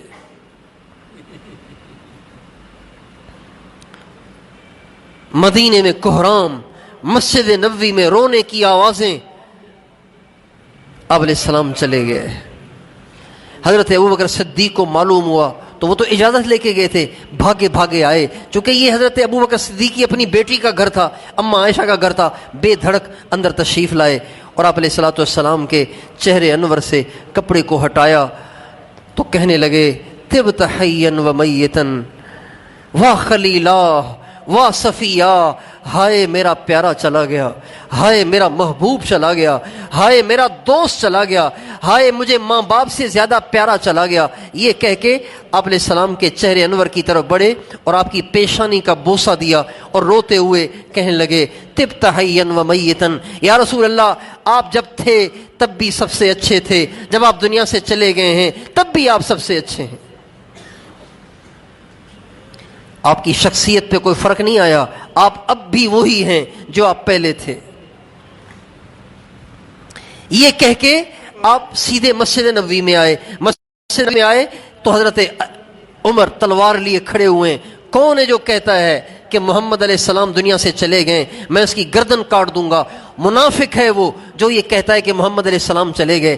جب حضرت ابوبکر صدیق داخل ہوئے تو آپ نے ڈانٹ کے زور سے کہا، عمر بیٹھ جاؤ۔ حضرت ابوبکر صدیق کی جو ڈانٹ پڑی تو حضرت عمر ایک دم بیٹھ گئے۔ حضرت ابوبکر صدیق ممبر پہ کھڑے ہوئے اور اعوذ باللہ من الشیطان الرجیم پڑھ کے قرآن پاک کی مسلسل ان آیات کو تلاوت کیا جن میں اللہ تعالیٰ نے نبی کریم صلی اللہ علیہ وسلم کے دنیا سے جانے کی خبر دی تھی۔ سب سے پہلی آیت یہ پڑھی، وما محمد الا رسول، لوگو محمد اللہ کے رسول ہی تو ہیں، خدا تو نہیں ہیں، اللہ کے رسول ہی تو ہیں۔ افإن مات او قتل انقلبتم على اعقابكم ومن ينقلب على عقبيه فلن يضر الله شيئا، لوگوں اگر یہ محمد دنیا سے چلے گئے یا شہید ہو جائیں تو کیا تم اللہ کا دین چھوڑ دو گے؟ اگر تم اللہ کا دین چھوڑ دو گے تو اللہ کو کوئی نقصان نہیں، تمہارا نقصان ہوگا، اور تمہارا اس میں تمہاری اس میں مضرت ہے، اللہ کا کوئی نقصان نہیں ہے۔ حضرت عمر کہتے ہیں کہ یہ آیت قرآن میں ہے کیا؟ پاس والوں سے کہنے لگے، یہ آیت قرآن میں ہے کیا؟ کہاں قرآن ہی ہے۔ کہنے لگے، ہمیں تو ایسے لگ رہا ہے جیسے یہ آیت آج ہی نازل ہوئی ہے۔ پھر فرمانے لگے، من کان یعبد محمدا فإن محمدا قد مات ومن کان یعبد اللہ فإن اللہ حی لا یموت، جو محمد کا بندہ اور محمد کی پوجا کرتا تھا، عبادت کرتا تھا، وہ جان لے محمد علیہ السلام دنیا سے رخصت ہو گئے، اور جو اللہ کی عبادت کرتا تھا تو اللہ آج بھی زندہ ہے، ہمیشہ زندہ رہے گا۔ اس لیے کوئی یہ خیال نہ لائے کہ اللہ کے نبی چلے گئے لہذا آپ دین کو چھوڑ دو، کوئی اس کا خیال نہ لائے، اس لیے کہ ہم اللہ کے پرستار ہیں، اللہ کے عبادت گزار ہیں، اور اللہ آج بھی موجود ہے۔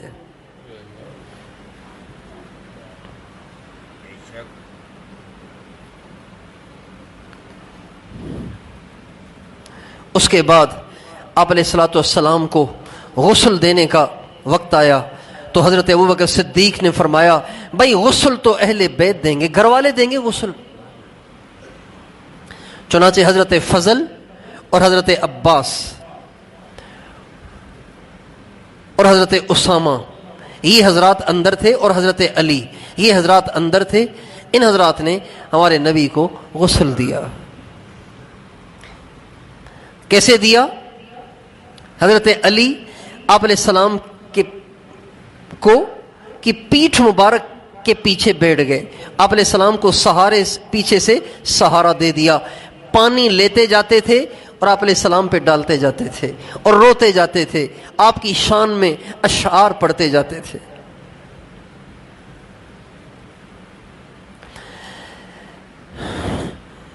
اور پھر انصار آ گئے، آ کے دروازے پہ کھڑے ہو گئے اور کہنے لگے بھائی انصار کا بھی تو حق ہے، ہم نے بھی تو اپنی زندگیاں اسی نبی کے پیچھے کھپائی ہیں، تو ہمیں بھی تو موقع دو۔ تو حضرت علی نے فرمایا ایک آدمی اندر آ جائے۔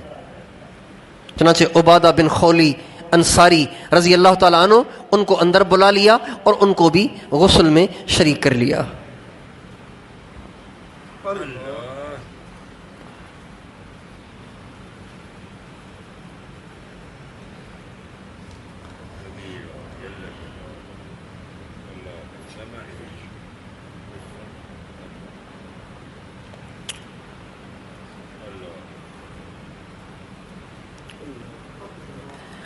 اب اختلاف ہوا کہ تدفین کہاں ہو، تو حضرت ابوبکر صدیق رضی اللہ تعالی عنہ نے حدیث سنائی جو اوروں کو بھی پھر بعد میں یاد آ گئی کہ نبی کا جہاں انتقال ہوتا ہے نبی نے وہیں دفن ہونا ہوتا ہے۔ چنانچہ اما عائشہ رضی اللہ عنہا کے حجرے میں ہی آپ کی تدفین عمل میں آئی۔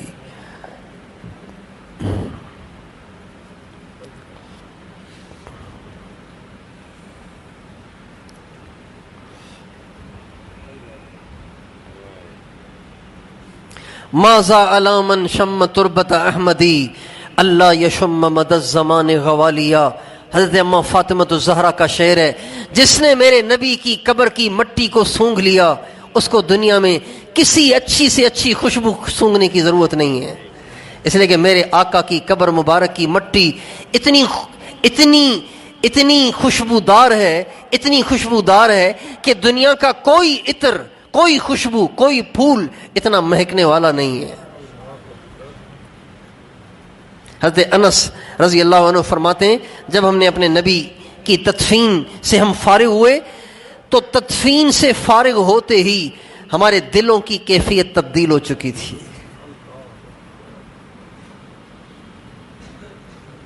جو کیفیت نبی کریم صلی اللہ علیہ وسلم کے ہوتے ہوئے تھی وہ کیفیت نہیں رہی، وہ ختم ہو گئی۔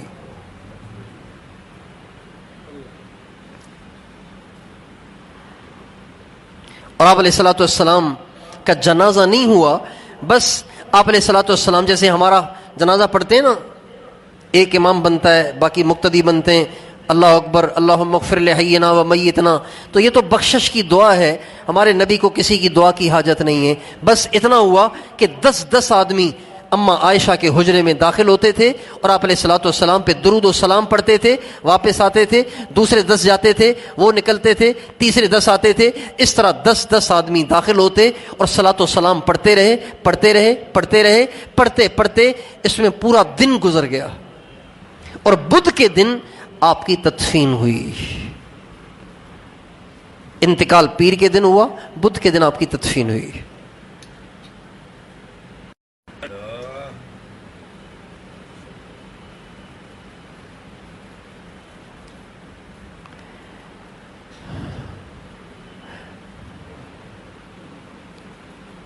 اللہ تعالیٰ ہمیں اپنے نبی کا سچا غلام بنائے، جو ہمیں دے کر گئے اس کو سینے سے لگانے کی توفیق دے۔ کیا دے کر گئے؟ نماز۔ کیا دے کر گئے؟ زکوٰۃ۔ کیا دے کر گئے؟ رمضان کے روزے۔ کیا دے کر گئے؟ قرآن۔ کیا دے کر گئے؟ اہل بیت سے محبت۔ کیا دے کر گئے؟ صحابہ سے محبت۔ کیا دے کر گئے؟ تقویٰ دے کر گئے، پرہیزگاری دے کر گئے، دین اور شریعت دے کر گئے۔ بڑے ناقدرے ہیں ہم مسلمان کہ اپنے نبی کے گن تو بہت گاتے ہیں، لیکن جو شریعت دے کر گئے اس کی ہم قدر نہیں کرتے۔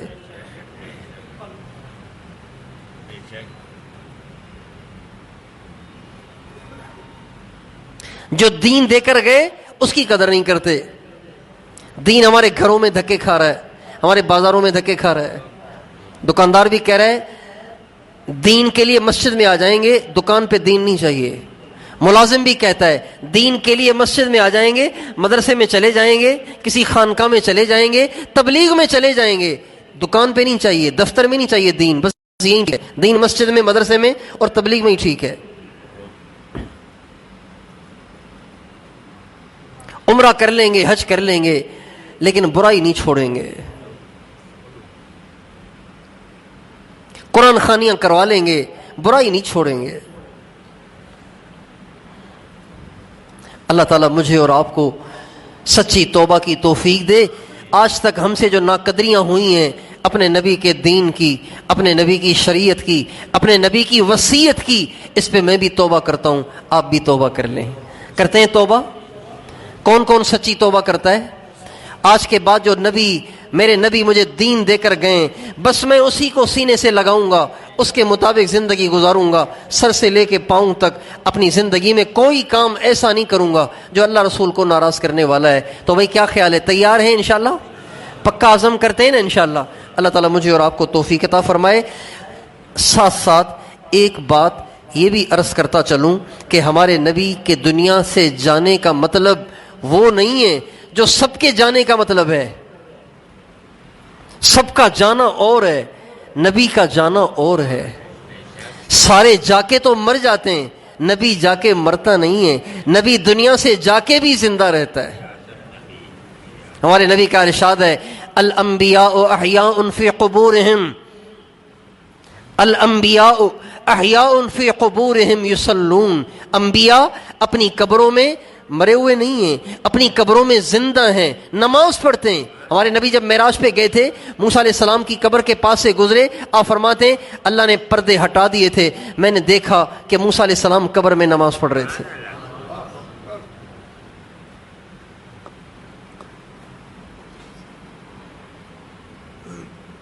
اسی وجہ سے آج بھی اگر کوئی ہمارے نبی کی قبر اطہر پہ چلا جائے اور جا کے ہمارے نبی سے دعا کی درخواست کرے تو یہ ٹھیک ہے اور اس کی دعا قبول ہوتی ہے۔ ایک آدمی ہمارے نبی کی قبر مبارک پہ جائے اور کہے یا رسول اللہ آپ میرے لیے دعا کر دیں، اللہ میرے گناہوں کو معاف کر دے، تو یہ بات ہمارے اور اس کے لیے دعا کرتے بھی ہیں اور آپ کی دعا سے اس کی بخشش بھی ہو جاتی ہے۔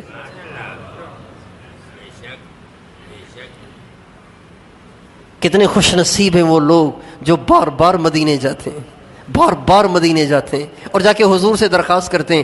یہ بات الگ ہے کہ حضور ان کو نظر نہیں آتے، لیکن حضور موجود ہیں، زندہ ہیں، سلامت ہیں، سنتے ہیں۔ جو دعا کی درخواست کرے اس کے لیے دعا کرتے ہیں۔ ہاں، اس کی مثال بالکل ایسی ہے جیسے کوئی بہت بڑے بزرگ ہیں جو سب سے ملتے نہیں ہیں، بس پردے کے اندر بیٹھتے ہیں، لوگ جاتے ہیں دعا کی درخواست کرتے ہیں، وہ پردے کے پیچھے سے دعا کر لیتے ہیں اور لوگ چلے جاتے ہیں، ان کے کام بن جاتے ہیں۔ اس کی مثال بالکل ایسی ہے۔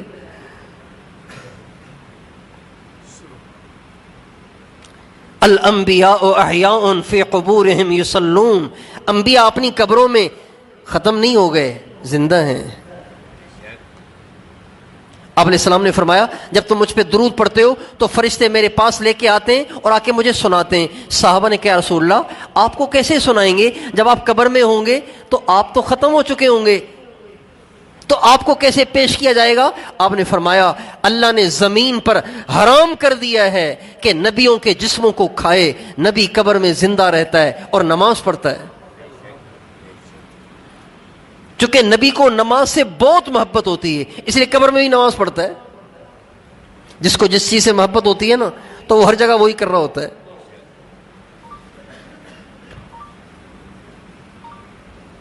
یہ آج کل کے نوجوان موٹر سائیکل چلاتے ہوئے بھی ہینڈ فری کان میں لگے ہوئے گانے سنتے ہوئے جاتے ہیں، موٹر سائیکل چلاتے ہوئے بھی۔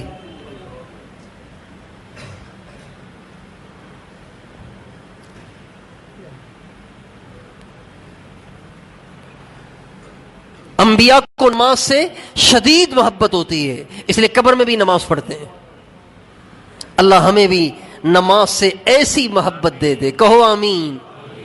اللہ ہمیں بھی نماز سے ایسی محبت دے جیسی نماز سے محبت ہمارے آقا کو تھی۔ آپ فرماتے تھے جعلت قرۃ عینی فی الصلاۃ، میری آنکھوں کی ٹھنڈک نماز میں ہے۔ جیسے ہماری آنکھیں اپنے بچوں کو دیکھ کے ٹھنڈی ہوتی ہیں، اپنی لہلہاتی فصل کو دیکھ کے خوش ہوتی ہیں، اپنی چمکتی تمکتی دکان کو دیکھ کے خوش ہوتی ہیں، ایسے ہی ہمارے نبی کی نگاہیں نماز کو دیکھ کے خوش ہوتی تھیں، ٹھنڈی ہوتی تھیں۔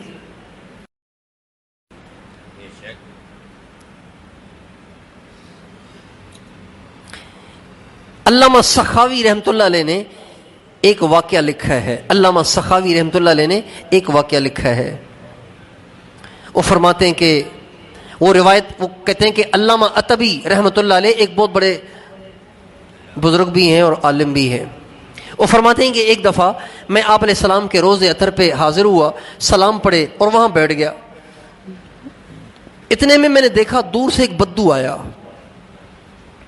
اس نے اپنے جانور کو باندھا، باہر جانور کو باندھ کے اندر داخل ہوا مسجد نبوی میں۔ آپ علیہ السلام کے روضے اقدس پہ آ کے کھڑا ہوا، قبر اطہر کے سامنے آ کے کھڑا ہوا، اور قبر اطہر پہ کھڑے ہو کے اس نے کہا السلام علیک یا رسول اللہ، سلام پڑھا۔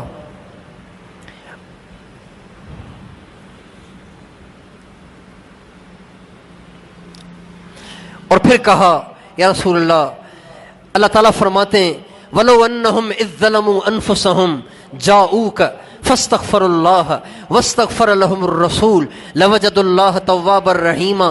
یا رسول اللہ کہتے ہیں کہ اگر یہ لوگ گنہگار آپ کے پاس آ جائیں، میرے نبی کے پاس آ جائیں، اللہ سے بخشش کی دعا کریں اور میرا نبی بھی ان کے لیے بخشش کی دعا کرے تو اللہ ان کی زندگی کے سارے گناہوں کو معاف کر دے گا۔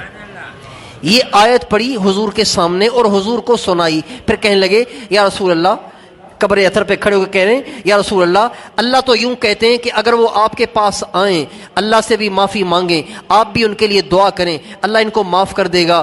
میں بڑا گنہگار، بڑا خطا کار، ساری زندگی گناہوں میں گزری ہے، آج میں آپ کے پاس آیا ہوں، میں بھی اللہ سے توبہ کرتا ہوں، آپ سے بھی درخواست کرتا ہوں کہ آپ اللہ سے میرے لیے دعا کریں کہ اللہ مجھے معاف کر دے۔ یہ کہہ کر وہ رویا، اور روتے ہوئے اس نے چند اشعار پڑھے، یا خیر من دفنت بالقاء اعظمہ فطاب من طیبہن القاء والاکم نفس الفداء لقبر انت ساکنہ فیہ العفاف وفیہ الجود والکرم انت الذی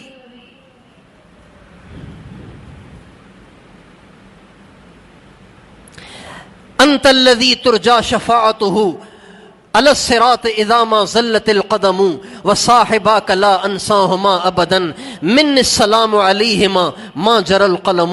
اے اللہ کے نبی، دنیا میں جتنے آج تک دفن ہوئے ان میں سب سے زیادہ بھلے، سب سے زیادہ اچھے، سب سے زیادہ بابرکت آپ ہیں، اور آپ کے کمال کے کیا کہنے، آپ کی عزت اور شان کے کیا کہنے۔ جب آپ دنیا سے گئے قبر اطہر میں چلے گئے تو آپ جب دنیا میں تھے تو ساری دنیا آپ کی خوشبو سے معطر تھی، آپ کی خوشبو سے مہک رہی تھی۔ جب آپ اندر چلے گئے تو اندر بھی معطر ہو گیا اور اندر بھی خوشبودار ہو گیا، باہر تو پہلے ہی خوشبودار تھا، اب اندر بھی معطر ہو گیا۔ اے اللہ کے نبی، میں اپنی جان قربان کر دوں اس قبر پر جس قبر میں آپ تشریف فرما ہیں، جس قبر میں آپ جلوہ افروز ہیں۔ اے اللہ کے نبی، آپ وہی تو ہیں کہ جب پل صراط کو پار کیا جا رہا ہوگا اور کوئی کسی کو کام نہیں آئے گا، آپ کی شفاعت وہاں کام آئے گی۔ پھر وہ کہنے لگا میں آپ کے دو ساتھیوں کو بھی نہیں بھول سکتا جن کا نام ابو بکر اور عمر ہے، میں ان پہ بھی سلام پڑھتا ہوں جب تک لکھنے والے کا قلم لکھتا رہے۔ یہ کہہ کر روتے ہوئے وہاں سے وہ نکل گیا۔ علامہ عتبی کہتے ہیں یہ سارا میں نے قصہ دیکھا، اس کے بعد جب یہ نکل گیا تو اللہ کی شان اچانک مجھ پر نیند کا غلبہ ہوا اور میری آنکھ لگ گئی. آنکھ جو لگی تو میں نے دیکھا کہ سرکار دو عالم جلوہ افروز ہیں, اور آپ فرما رہے اتبی بھاگ کے جا اس بدو کو بتا کہ تو نے مجھے کہا تھا نا کہ میرے لیے دعا کریں, میں نے تمہارے لیے دعا کر لی ہے اور میری دعا سے اللہ نے تجھے معاف کر دیا ہے.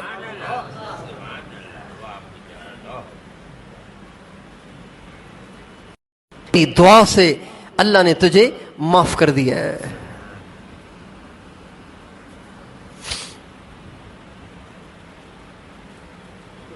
اس لیے ہمارے نبی زندہ ہیں.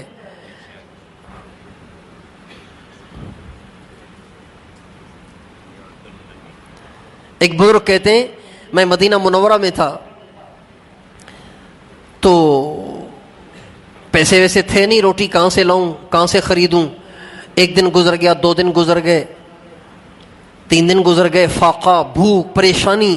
تو میں قبر اطہر پہ آ کے کھڑا ہوا, یا رسول اللہ بہت بھوک لگی ہے, آج میں آپ کا مہمان ہوں. بہت بھوک لگی ہے, آج میں آپ کا مہمان ہوں.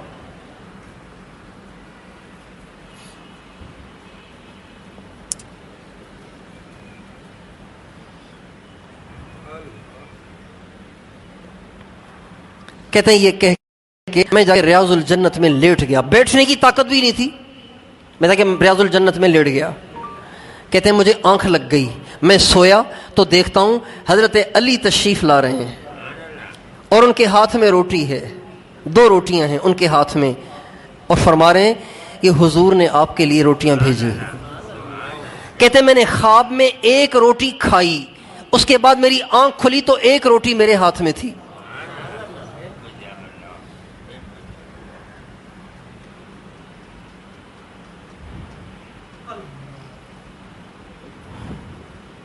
حضور کے کیا کہنے. ہمارے اکابر کا یہ عقیدہ ہے کہ نبی کریم صلی اللہ علیہ وسلم جن صلاحیتوں کے ساتھ دنیا میں تھے اس سے زیادہ صلاحیتوں کے ساتھ آج بھی موجود ہیں. اللہ تعالی ہمیں اپنے نبی کی قدردانی نصیب فرمائے, اپنے نبی سے سچی محبت عطا فرمائے, اپنے نبی کا عشق عطا فرمائے, اپنے نبی کی پیروی عطا فرمائے, اپنے نبی کا غلام بننے کی توفیق عطا فرمائے, اپنے نبی کے کام کو اپنا کام بنانے کی توفیق عطا فرمائے. جو غم اور درد اور جذبات, احساسات ہمارے آقا کے سینے میں تھے, اللہ تعالیٰ مجھے اور آپ کو بھی نصیب کر دے.